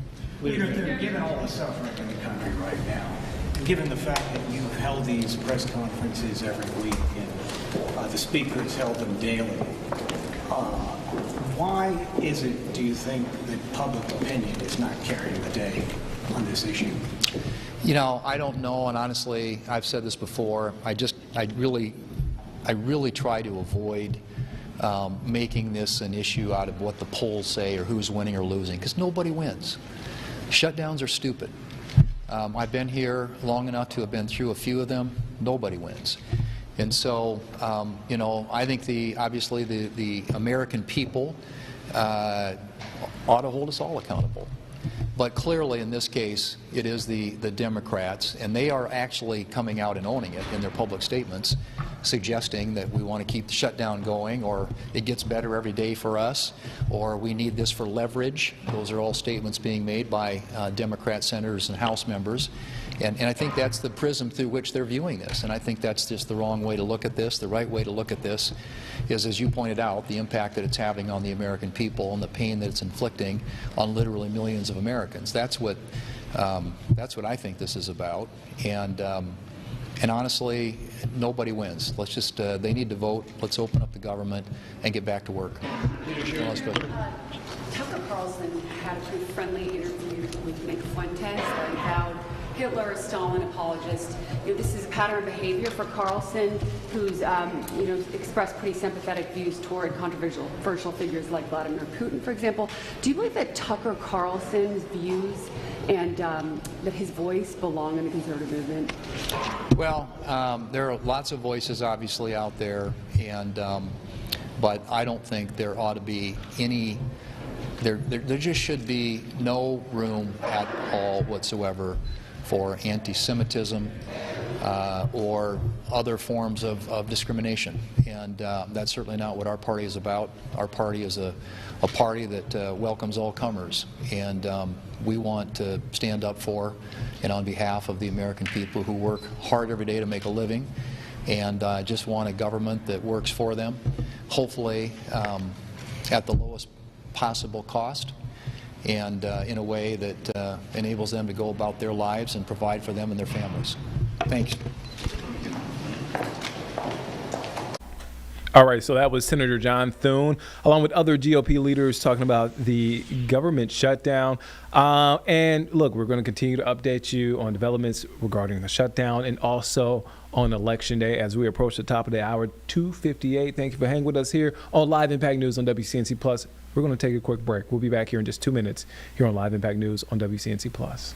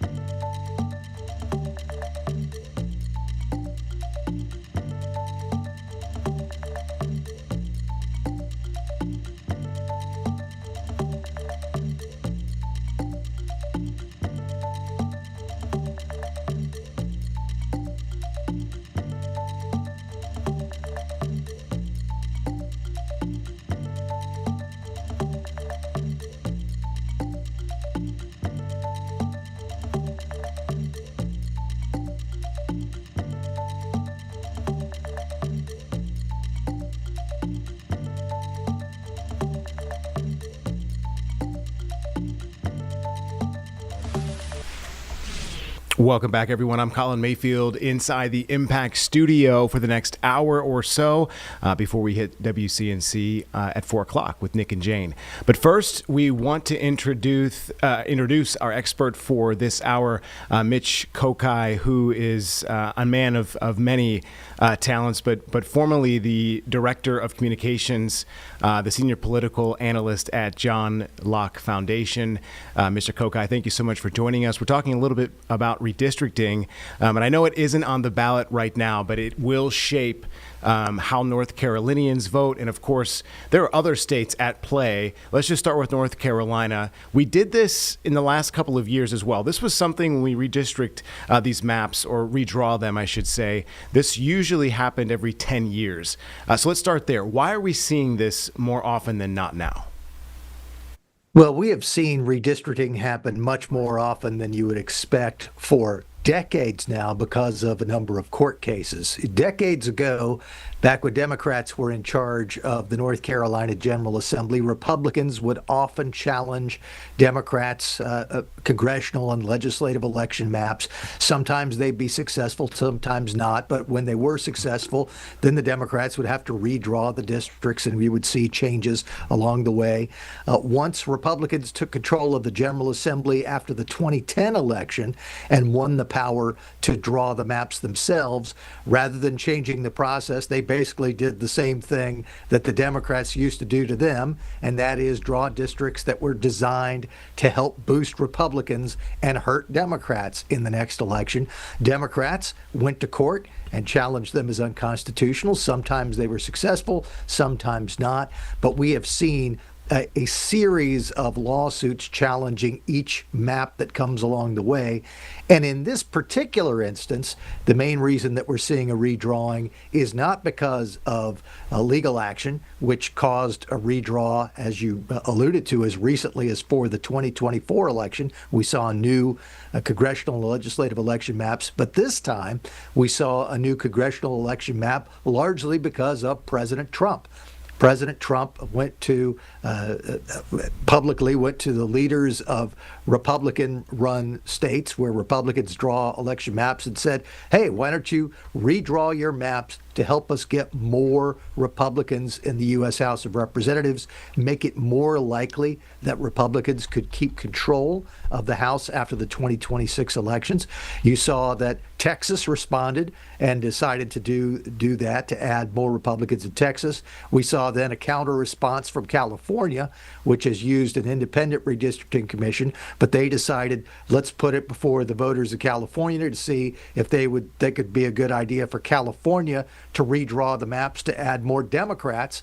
And then other states then followed suit, including North Carolina.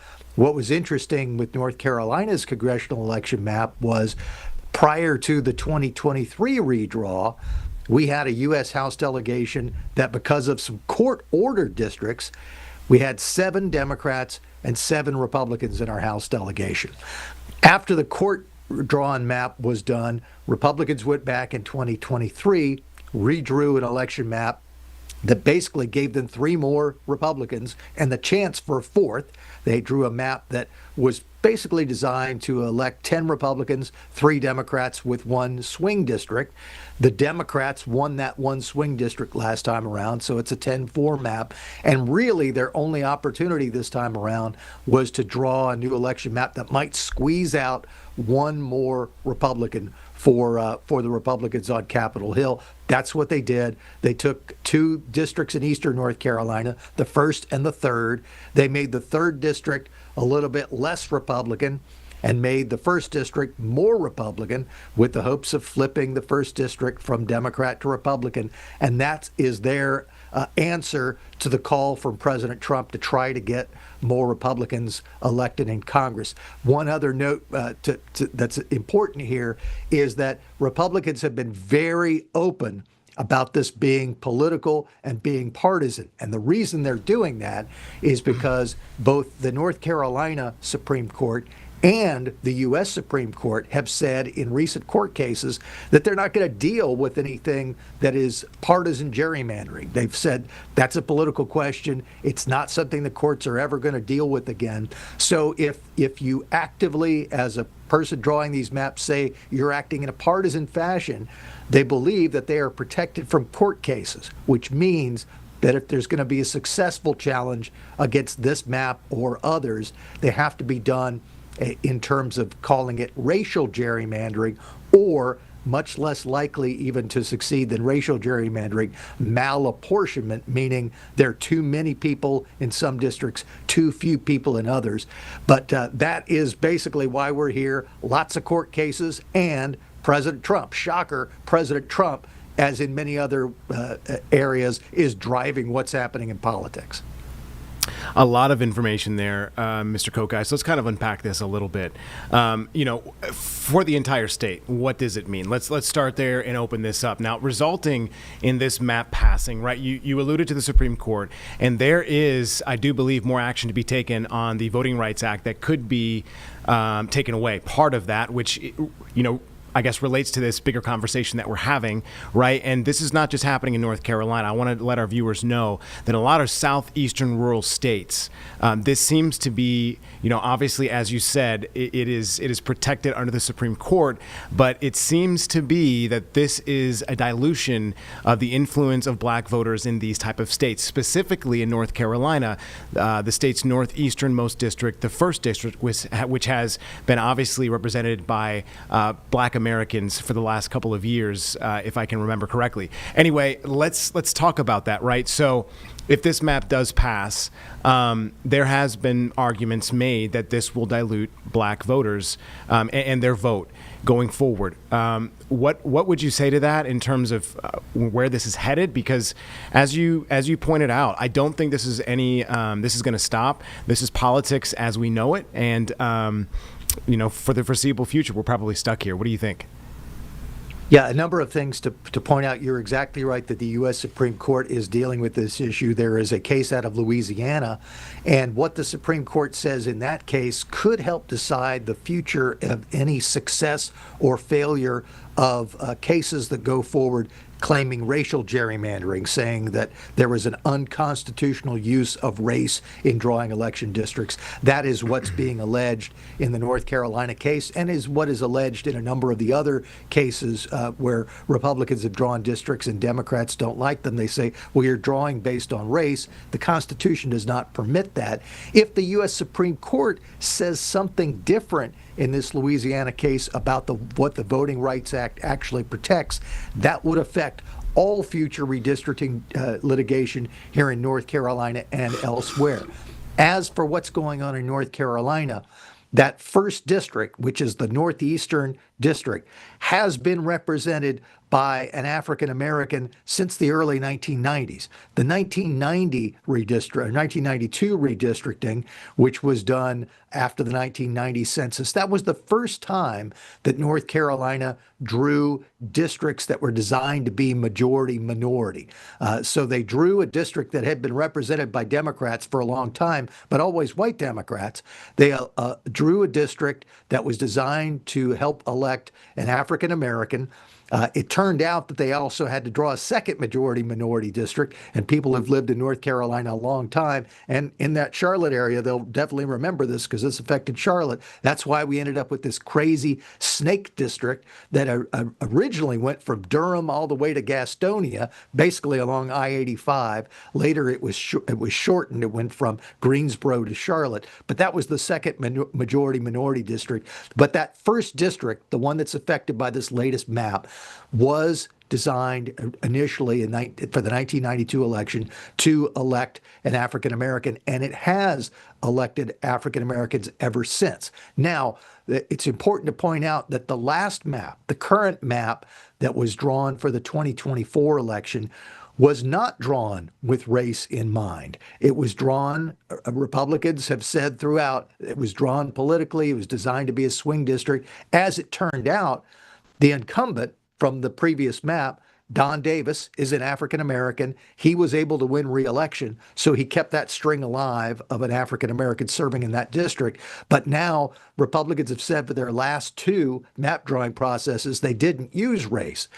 And so if you look at the map, what happened with this latest map, the one that is being proposed for, or that's been passed, and if the courts allow it to hold, it'll be used for 2026. A handful of districts from the 3rd district were moved into the 1st district. A handful of counties that were in the 1st district were moved to the 3rd district.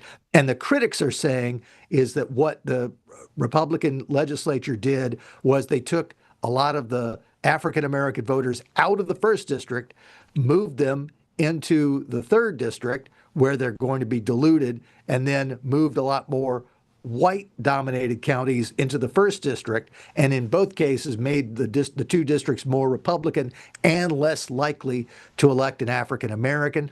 The response from the Republican legislature is, we did this all for partisan reasons. We're just trying to elect another Republican, and the courts have said it's okay if we're partisan.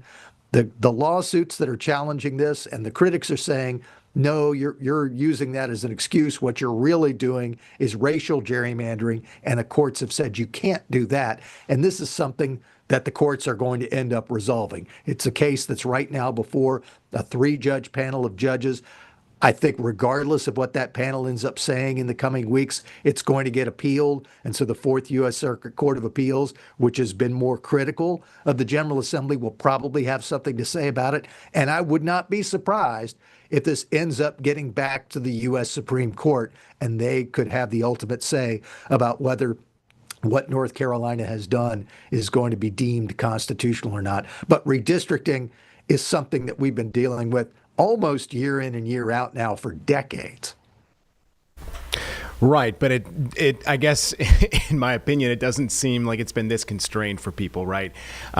So, I guess the conversation going forward to 2026, a lot of people are asking, is my vote going to count, right? What can people do? I mean, I live in South Carolina. There are a number of things on the ballot today, referendums, road widening things that I'm sure a lot of folks were looking at how their property taxes are going to affect them, right? It's totally different when you're thinking about these local elections, but it can and will affect the midterm election in 2026, this new congressional map. So the simple question is, what can I do, other than just voting, if this does, in fact, and there, I guess you kind of pointed out that it does dilute certain individuals' votes because of where they live. That's just a fact. What should folks do? Well, I mean, they will vote the way that they want to vote. I think one of the things that we've seen is over the years, a lot of people are not really thrilled with the way that election maps are drawn, would like to see them drawn in a different way to take the partisanship out of it. But neither party has been interested in doing that when they've been in power. Democrats, even in the years when it looked like they might lose power, have not been all that inclined to change the way that the maps are drawn. And Republicans, once they took power after the 2010 elections, decided that they weren't going to change the system either. They were going to draw the maps exactly the way that they wanted to help maximize advantages for Republicans and to hurt the Democrats. So really, the only thing that people could do is, if this is a big issue for them, make sure that their legislators know about it and say, if you're not going to be willing to reform, we're not going to vote for you anymore. And so far, that's not happened. Republicans, even if they, in the abstract, like the idea of redistricting reform, like having Republicans in office more than they like redistricting reform. And I think that was probably true of the Democrats, too, in the past when they were in charge. They might like the idea of redistricting reform in the abstract, but when it came to whether Democrats or Republicans would be in charge, they were more likely to want their party to be in charge. Now, for folks in your viewing area, probably there's not going to be a whole lot of difference in the way that your congressional map is playing out, because nothing in the new map changed anything about the map that we used last time around outside of eastern North Carolina and those two districts, the 1st and the 3rd, where several of the counties were swapped. So those folks will face changes. people in the Triangle, and the Triad, in the Charlotte area, and out in western North Carolina, the map looks exactly the same as what they saw in 2024. Awesome. Yeah, I mean, it'll be interesting how this plays out. And as you pointed out, again, I think each side plays into this, which is why we're here. I mean, you got to give a little bit on each side to be, I mean, it's compromise. I learned that in marriage. So you gotta give a little bit, right? Yeah, and of course, we're considered a conservative organization, the John Locke Foundation. It's actually free market, limited government, but we're considered a conservative group. So a lot of people think, well, you should be with the Republicans. But we have been for redistricting reform for years. We were for redistricting reform when the Democrats were in charge and used it to keep Republicans down. We're for redistricting reform now that Republicans are using it to limit the Democrats' impact. I think it would be better for all concerned if we came up with a group of a set of rules that governed redistricting, that tried to take partisanship out of it as much as possible, so that the districts would all be as compact as possible, keep communities of interest together to the extent that that's possible, keep counties together. And when you look at the map, you look at it and go, yeah, that makes sense, rather than, well, why is this little squiggly line going around here? And why are these counties that are so far apart together? That comes about because of partisan politics. If you took the partisan information out of it, I think people might not be all that happy, but at least they would understand it, and their grumbling would be a little bit less. Right. I agree with you. Yeah. I mean, we just need to come back to the middle in some sense with common sense, because, you know, if you give the feeling to people that their vote or they're being disenfranchised, right, you don't want to give anybody that feeling. And really it just ruins the overall cornerstone of democracy that our forefathers built this country on. So that's the values that we're sticking to, and appreciate again your expert advice. We'll see where this election cycle goes. Happy election day to you, Mr. Koch. I appreciate your time again. Thank you so much. Thanks for having me. All right. Have a great rest of your week. All right. We're going to go now to our own Walker Lawson, who is standing by. A big day. We know the mayor's race is on the ballot in Mecklenburg County, but the other big thing that we've been discussing for the last, I don't know how many years, is this 1 cent sales tax, Walker. And I know that you've been on this many of times and filing reports here at WCNC Charlotte. There are a lot of different things on the ballot, not just in Mecklenburg County, as I was just speaking to Mr. Koch about in Lancaster County in South Carolina. There's a different referendum, right? We're talking about infrastructure. And so that's the same thing in Mecklenburg County. This is huge because a lot of people at the city level want this to happen so they can invest in transit. Other folks want to invest in widening roads. In fact, I was driving 485 and have been for the last couple of weeks, and they're putting an express lane now on 485. So it's just interesting the way that things are moving. What are you seeing in terms of turnout? Have you heard anybody talk about what they feel or what they believe on the 1 cent sales tax? Yeah, Colin, well, you and I have talked ad nauseum about the growth that we've experienced here in Mecklenburg County within the city of Charlotte. Now we have seen a steady line of people behind me. Honestly, we came to this precinct down here in Steel Creek because it is one of the busiest precincts in the county, and that has been the case. Thankfully, no lines for people that have been trying to vote, but I would say there has been a steady stream of people since we arrived around 11:30 this morning. After this, kind of as you just said, there are people that are advocating for this to move forward, and then there are people that feel as if this plan is just a little bit rushed. Obviously, there's a lot of controversy down in Matthews after they were taken out of the light rail extension. Now, they don't really understand the entire proposal. You know, there will bus system, there will be micro transit, so this not only just be light rail. That's kind of the big talking point, though, of course, for a lot of people's the red line really, and the silver line and all these expansions. But you're getting mixed input from people that live here. Usually we go out and cover stuff, and we go out and talk to people who are voting or casting their votes. Typically they say yes, yes, yes, yes, or it's a consistent no. This has just been back and forth, and you kind of see that across the board. I would say even outside of my personal life, there are friends that have mentioned it to me that are like, yes, I like it, but no. So there's just kind of a back and forth on this, and it's really interesting, and it will be interesting to see how this plays out tonight. All right, Walker, we appreciate you reporting for us. We will wait to hear your report tonight at 4, 5, 6, and 11. Of course, keep it locked here to WCNC Charlotte and on WCNC Plus. Walker, thanks again for your time. We're going to take a quick 2-minute break for the last 22 minutes. We've been live bringing you all these interviews. So we're going to take this break and be back on the other side with more live interviews.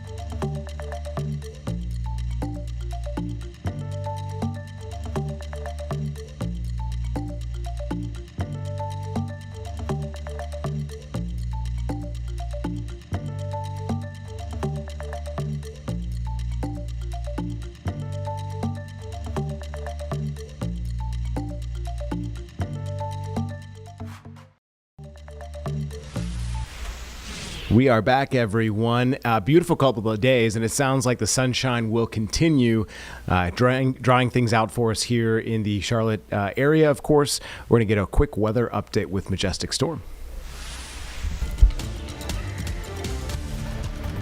Well, good Tuesday afternoon to you. I'm WCNC meteorologist Majestic Storm. It's been another gorgeous day today across the Carolinas, even up there in the mountains where we have seen nothing but clear blue skies. That's a similar setup right here at Lake Norman. I've noticed over the last several days around Charlotte, the trees are so colorful, and this is actually the peak week to see the fall foliage across the area. So get outside and enjoy the beautiful colors, the beautiful weather. Really no excuses this week. It's going to be nice today with temperatures rising back into the upper 60s. Tomorrow, we're cranking up the heat with a return of nearly 75 degrees.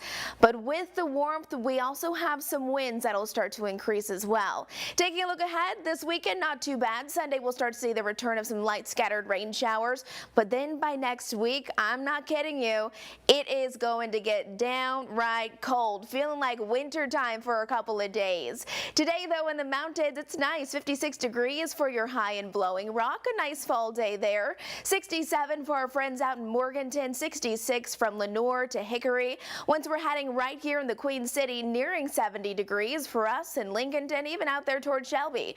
Then you can see as we head to the south just a bit more, mid to upper 60s from Chester to Monroe and Chesterfield. 68 degrees today. A nice day. Maybe you want to do some yard work. Maybe you have to rake some leaves. You'll want to do it today because tomorrow it's not going to be the best day to do it because of the wind. Now, yesterday we topped off at 70 degrees. Today's forecast is very, very similar. And don't forget, today is election day. Get out there and vote, and don't blame it on the weather if you don't do it, because it is picture perfect. We're talking about clear skies from sunrise to sunset, comfortable temperatures as well. Now, the skies will remain nice and clear overnight. That'll allow our overnight lows to dip down into the 30s and 40s.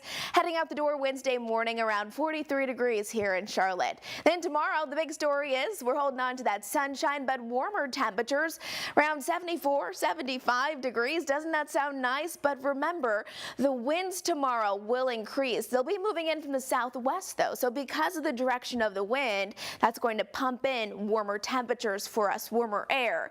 20 to 25 mile per hour wind gust. It wouldn't be out of the question to see an occasional gust up to around 30 miles an hour as well. Now let's talk about the rain, because really throughout the rest of our work week, we have absolutely zero. Small chances for a sprinkle or two on Saturday. Sunday, about a 40% chance. That all comes from this first cold front right here. It's going to bring some rain across the Carolinas, but then really this is what we're going to be having our eyes on. That secondary cold front back behind it. It is going to pull in Arctic air from the north, making it feel bone-chilling cold out there for many of us. Back behind it, though, that high pressure will deliver lots of sunshine. Here's the next 10 days. We're holding on to 70s from Wednesday all the way through Sunday. Then look at those daytime highs by Tuesday of next week. 53 degrees will be our daytime high. Overnight lows drop into the upper 20s and low 30s. And look at the mountains getting even colder. That's our actual air temperature, 15 degrees out the door on Tuesday morning.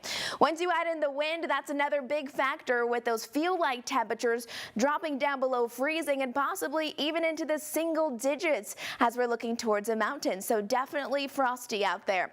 There's that Jerry Hunt Supercenter 7-day forecast. Gorgeous, beautiful blue skies and sunshine taking us through the rest of our work week. Hope you can get outside and enjoy.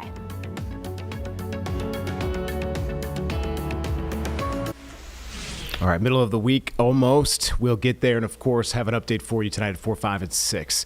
Also, if you've seen, there was a long-form interview done on 60 Minutes with Nora O'Donnell and Dr. Attia about how physical activity, that intensity, as you up that as you get older, it can delay Alzheimer's. And actually, researchers are finding that correlation as well.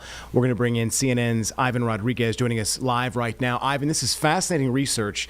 Talk a little bit more about what you found. Well, Colin, the presence of certain proteins are hallmark signs of Alzheimer's, but physical activity, according to the study's lead authors, may help slow the buildup of those proteins, potentially helping to delay memory loss and cognitive decline. The study found the more daily steps you take, the further cognitive decline could be delayed.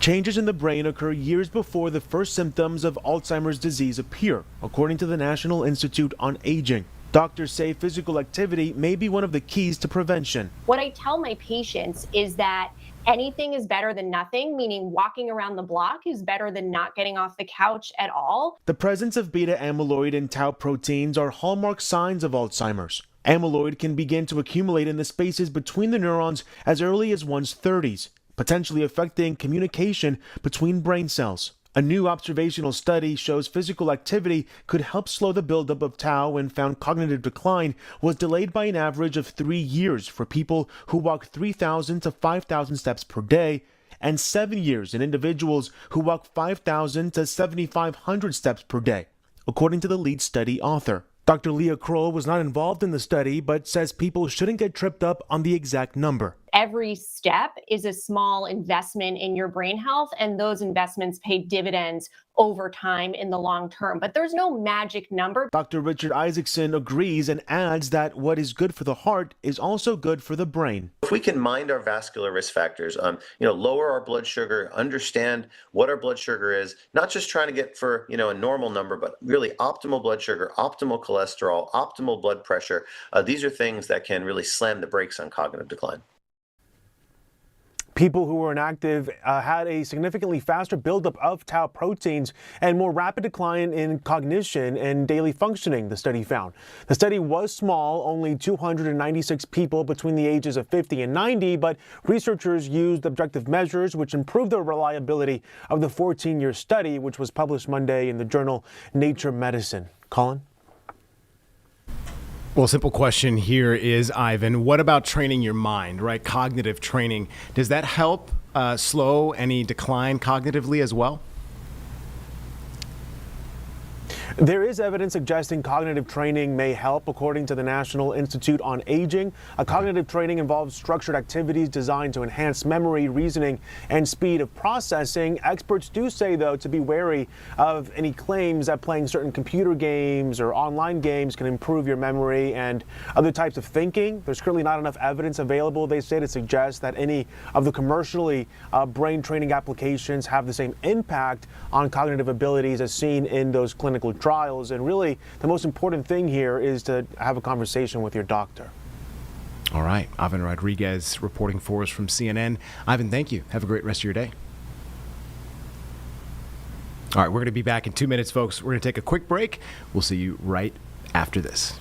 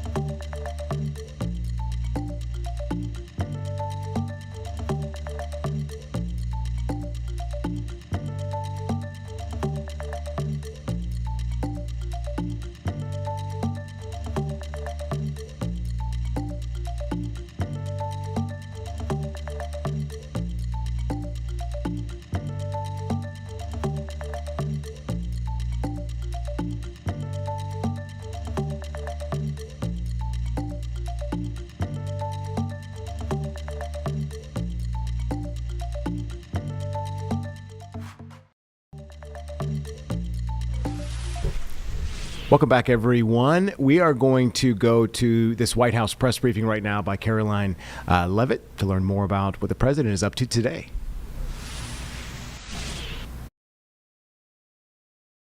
Nice to see you on this beautiful fall afternoon. We are now on day 35 of the Democrat government shutdown.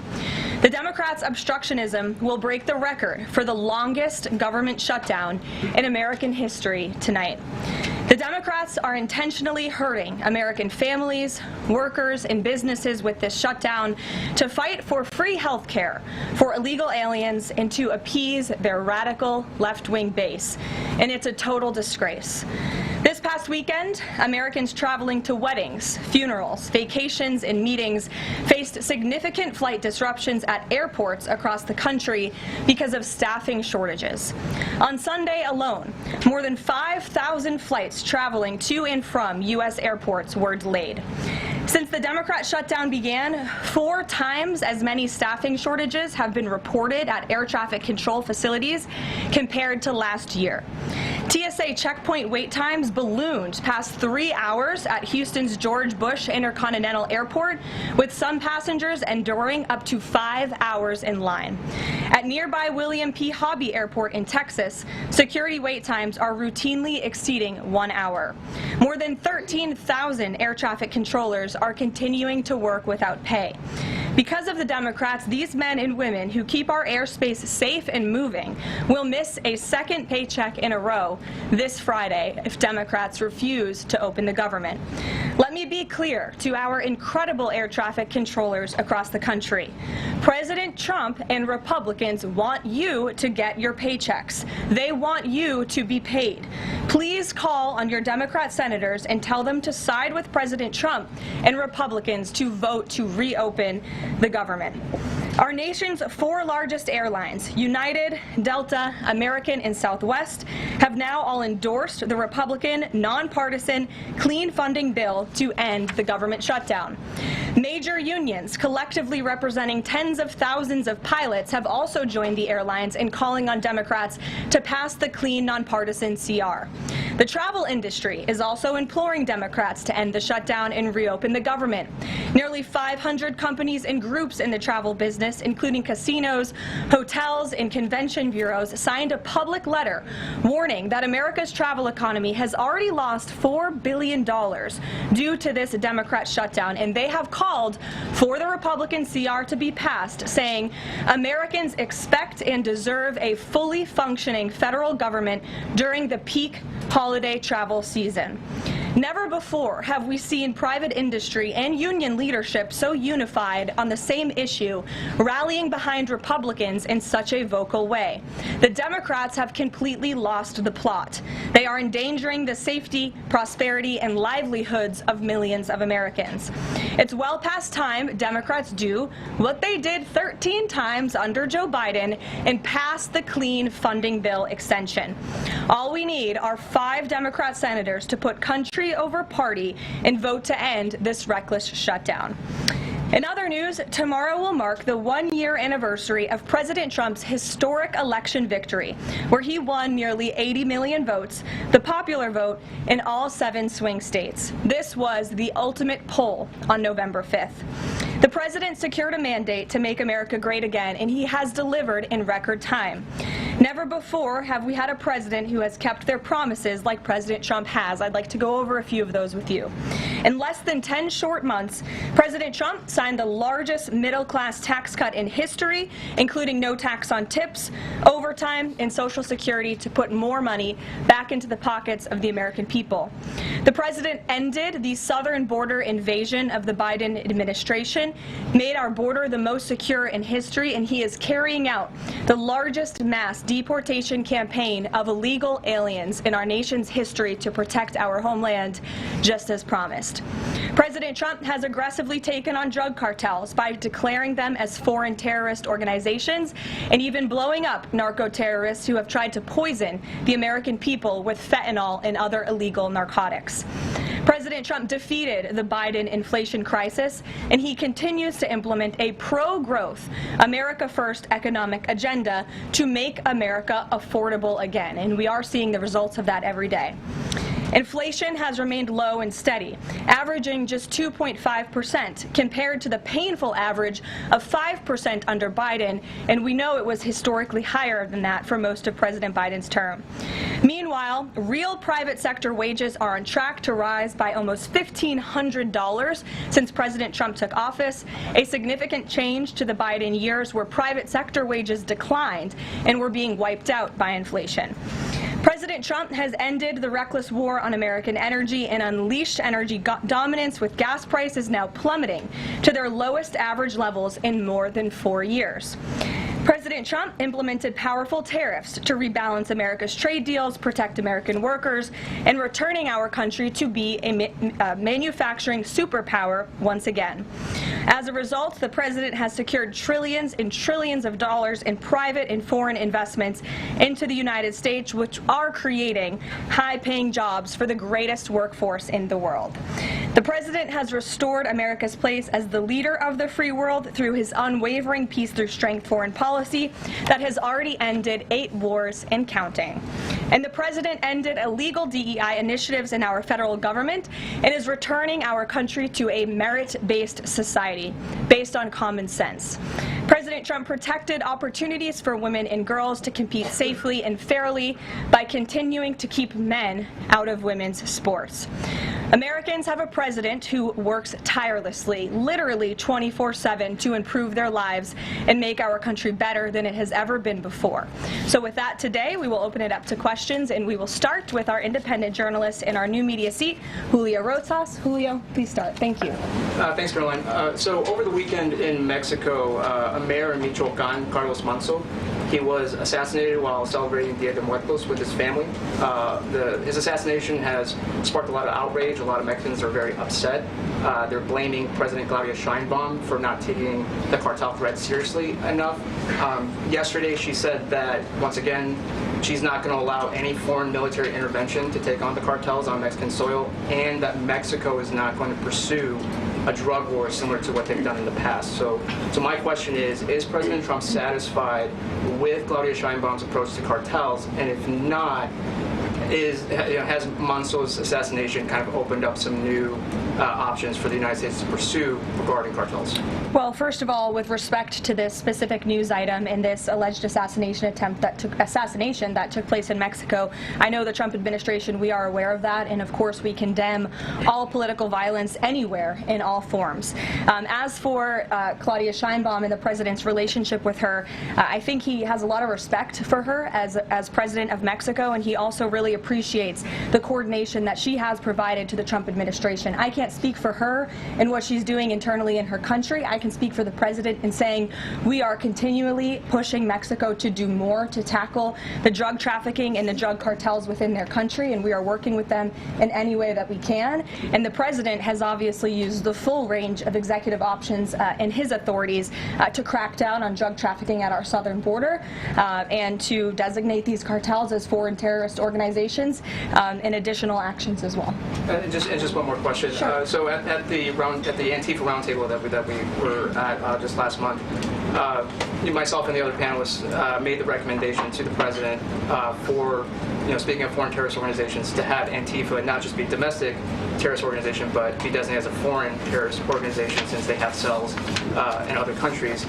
He mentioned to Secretary Rubio, because he was in the room at the time, to look into that. So I just wanted to see if there's an update on that recommendation. That process is most definitely taking place. I don't have any announcements for you on that today, but I can certainly assure you the administration is working on it, and I'll check in on it and get back to you, Julio. It's a good question. Thank you very much. Jackie. Thank you, Caroline.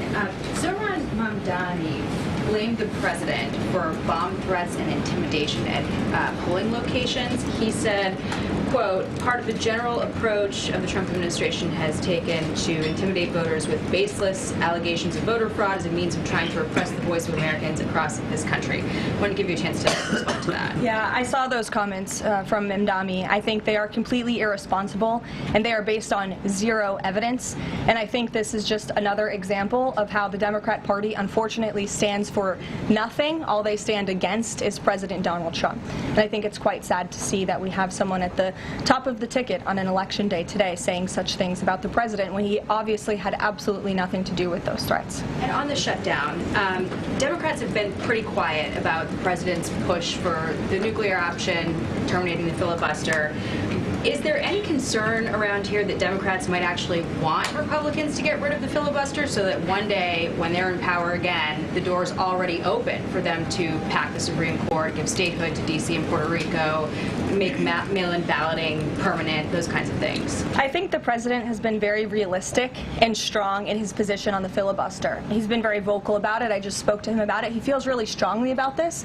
Republicans need to play tough and they need to play smart. That's how the president feels.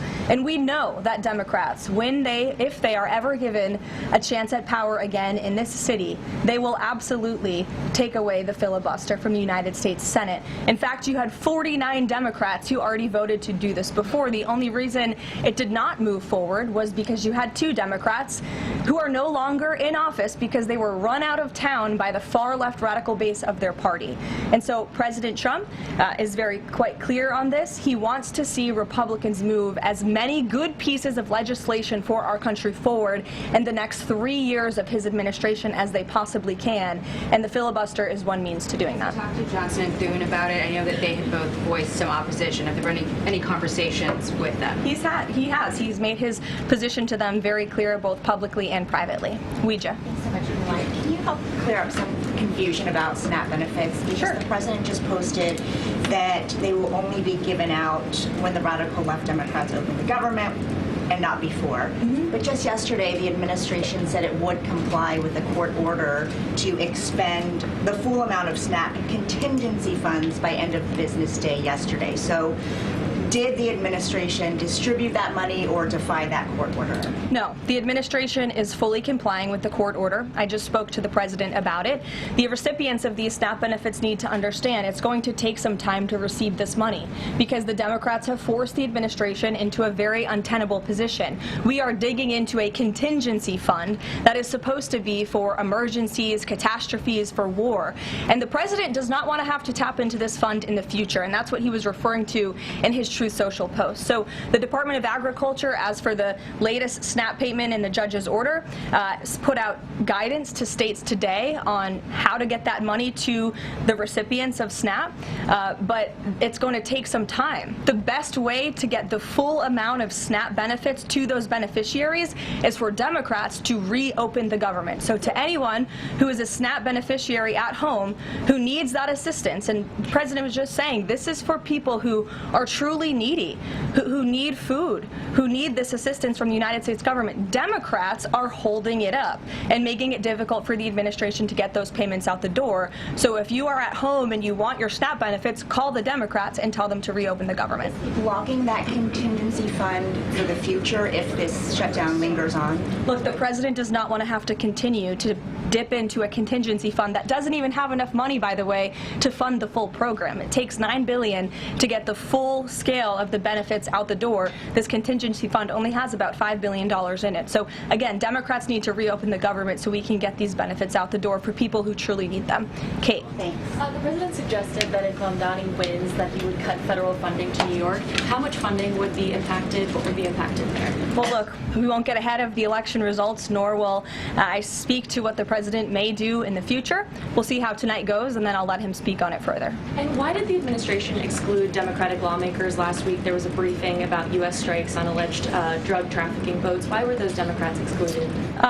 The administration has briefed Congress on these matters 8 separate times, and Democrats have been included in those briefings. In fact, I know that Secretary Rubio will be on Capitol Hill tomorrow to brief the Gang of 12, which includes Democrats as well. So the president's made it very clear, if senators want to understand the administration's operations against narco drug traffickers, we are very happy to speak with them about that, and we will continue to do so. But we've been incredibly transparent. As I said, there's been 8 briefings on this topic, with the 9th coming tomorrow.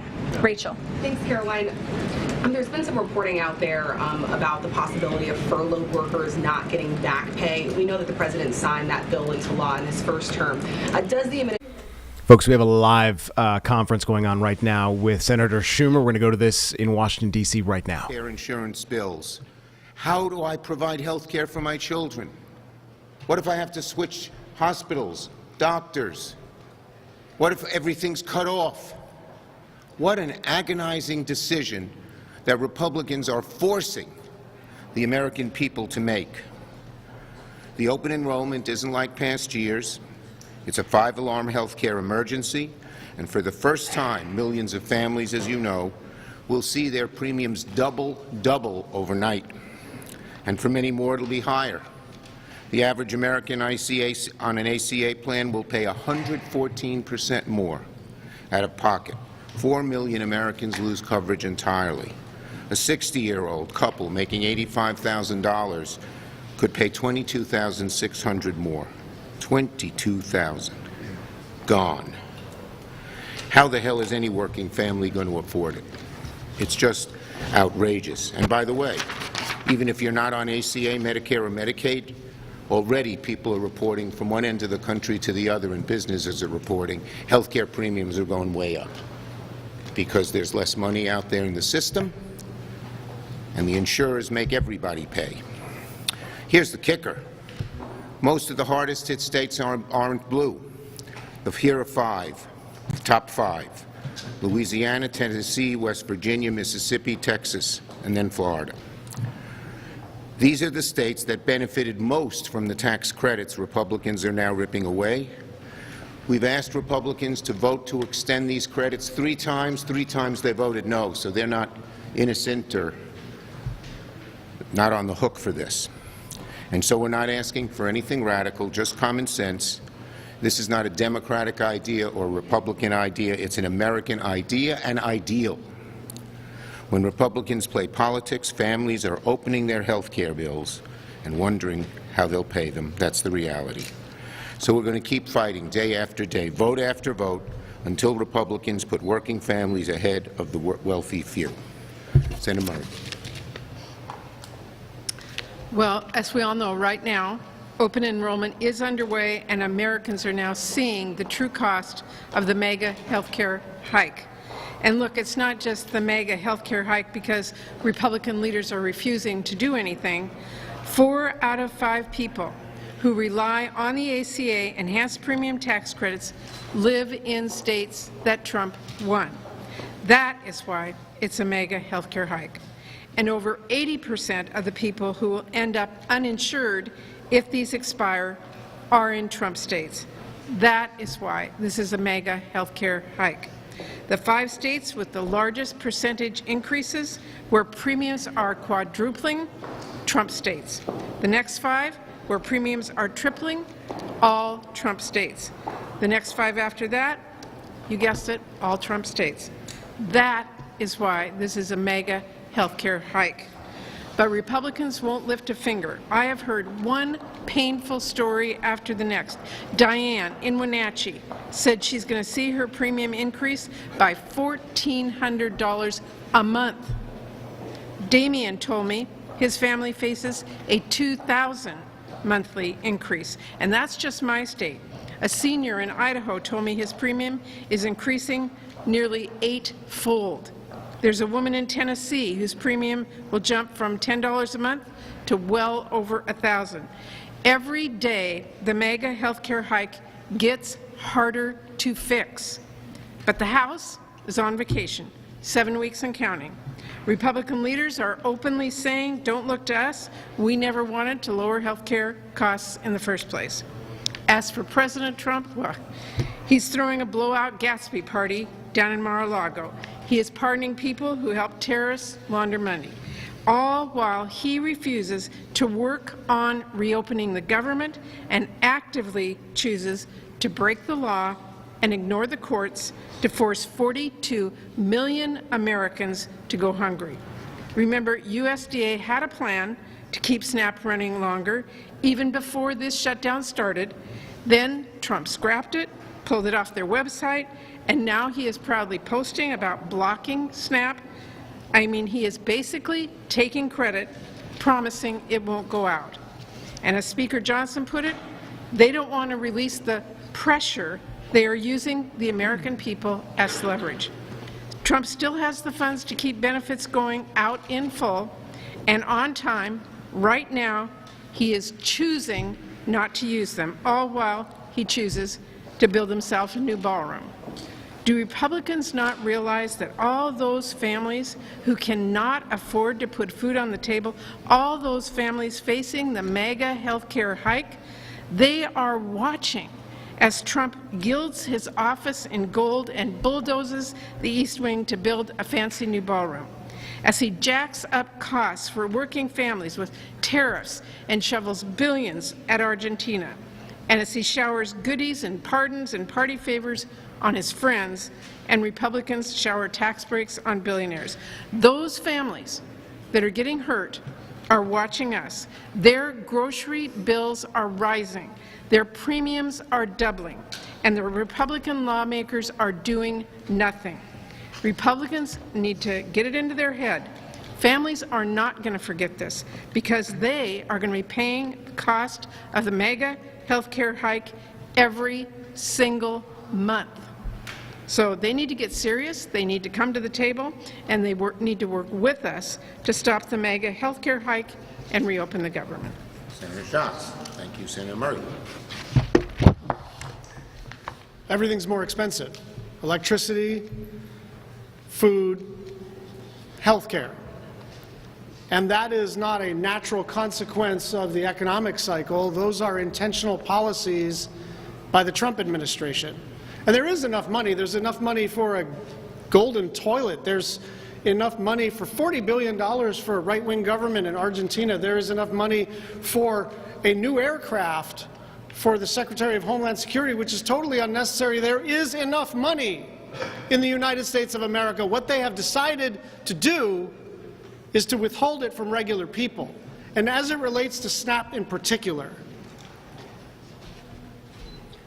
don't mistake what's happening. Don't allow these gilded walls to confuse you. This is exactly what it looks like. The Trump administration is going out of its way to make sure people don't have enough to eat, and they really are using hunger as a political weapon. It does sound crazy to say, but this is a new low. It is absolutely within the president's authority to make sure everybody gets fed. But what they are arguing is that even though they have the flexibility to provide $40 billion to a right-wing government in Argentina, even though they have the flexibility to purchase a new luxury aircraft, even though they have the flexibility to buy a golden toilet, the one thing they're going to be very uptight about, the one thing that there's not enough money for right now, is to feed hungry children. And that is the story of the Trump presidency. If you are wealthy, or you know somebody who knows somebody in the Trump administration, you are doing great. There is lots of wealth sloshing around in the public sector and in the private sector. It's not a scarcity of money. It is a decision that they have made to withhold what people need in order to generate political leverage against their adversaries. Questions? Annie. Today is Election Day in New York City. Did you vote for Mondani or Cuomo? Look, I voted, and I look forward to working with the next mayor to help New York City. Leader Schumer, you all just had a very long caucus meeting. We're hearing talk about a possible deal to reopen the government. Where is the Democratic caucus on these conversations? We had a very good caucus, and we're exploring all the options. Yes. Leader Schumer, do you believe that President Trump needs to get involved? Do you need him in the room to make a deal? We've been asking for months for Trump to get involved, and he hasn't been. And the fault of this shutdown falls on his shoulders. He's refused to discuss anything with us. Have you blessed the bipartisan negotiations that are going on when it comes to the ACA? Are you supportive of a separate vote on the ACA when we reopen the government? Look, as I said, we had a great caucus. We discussed all of the options. Thank you.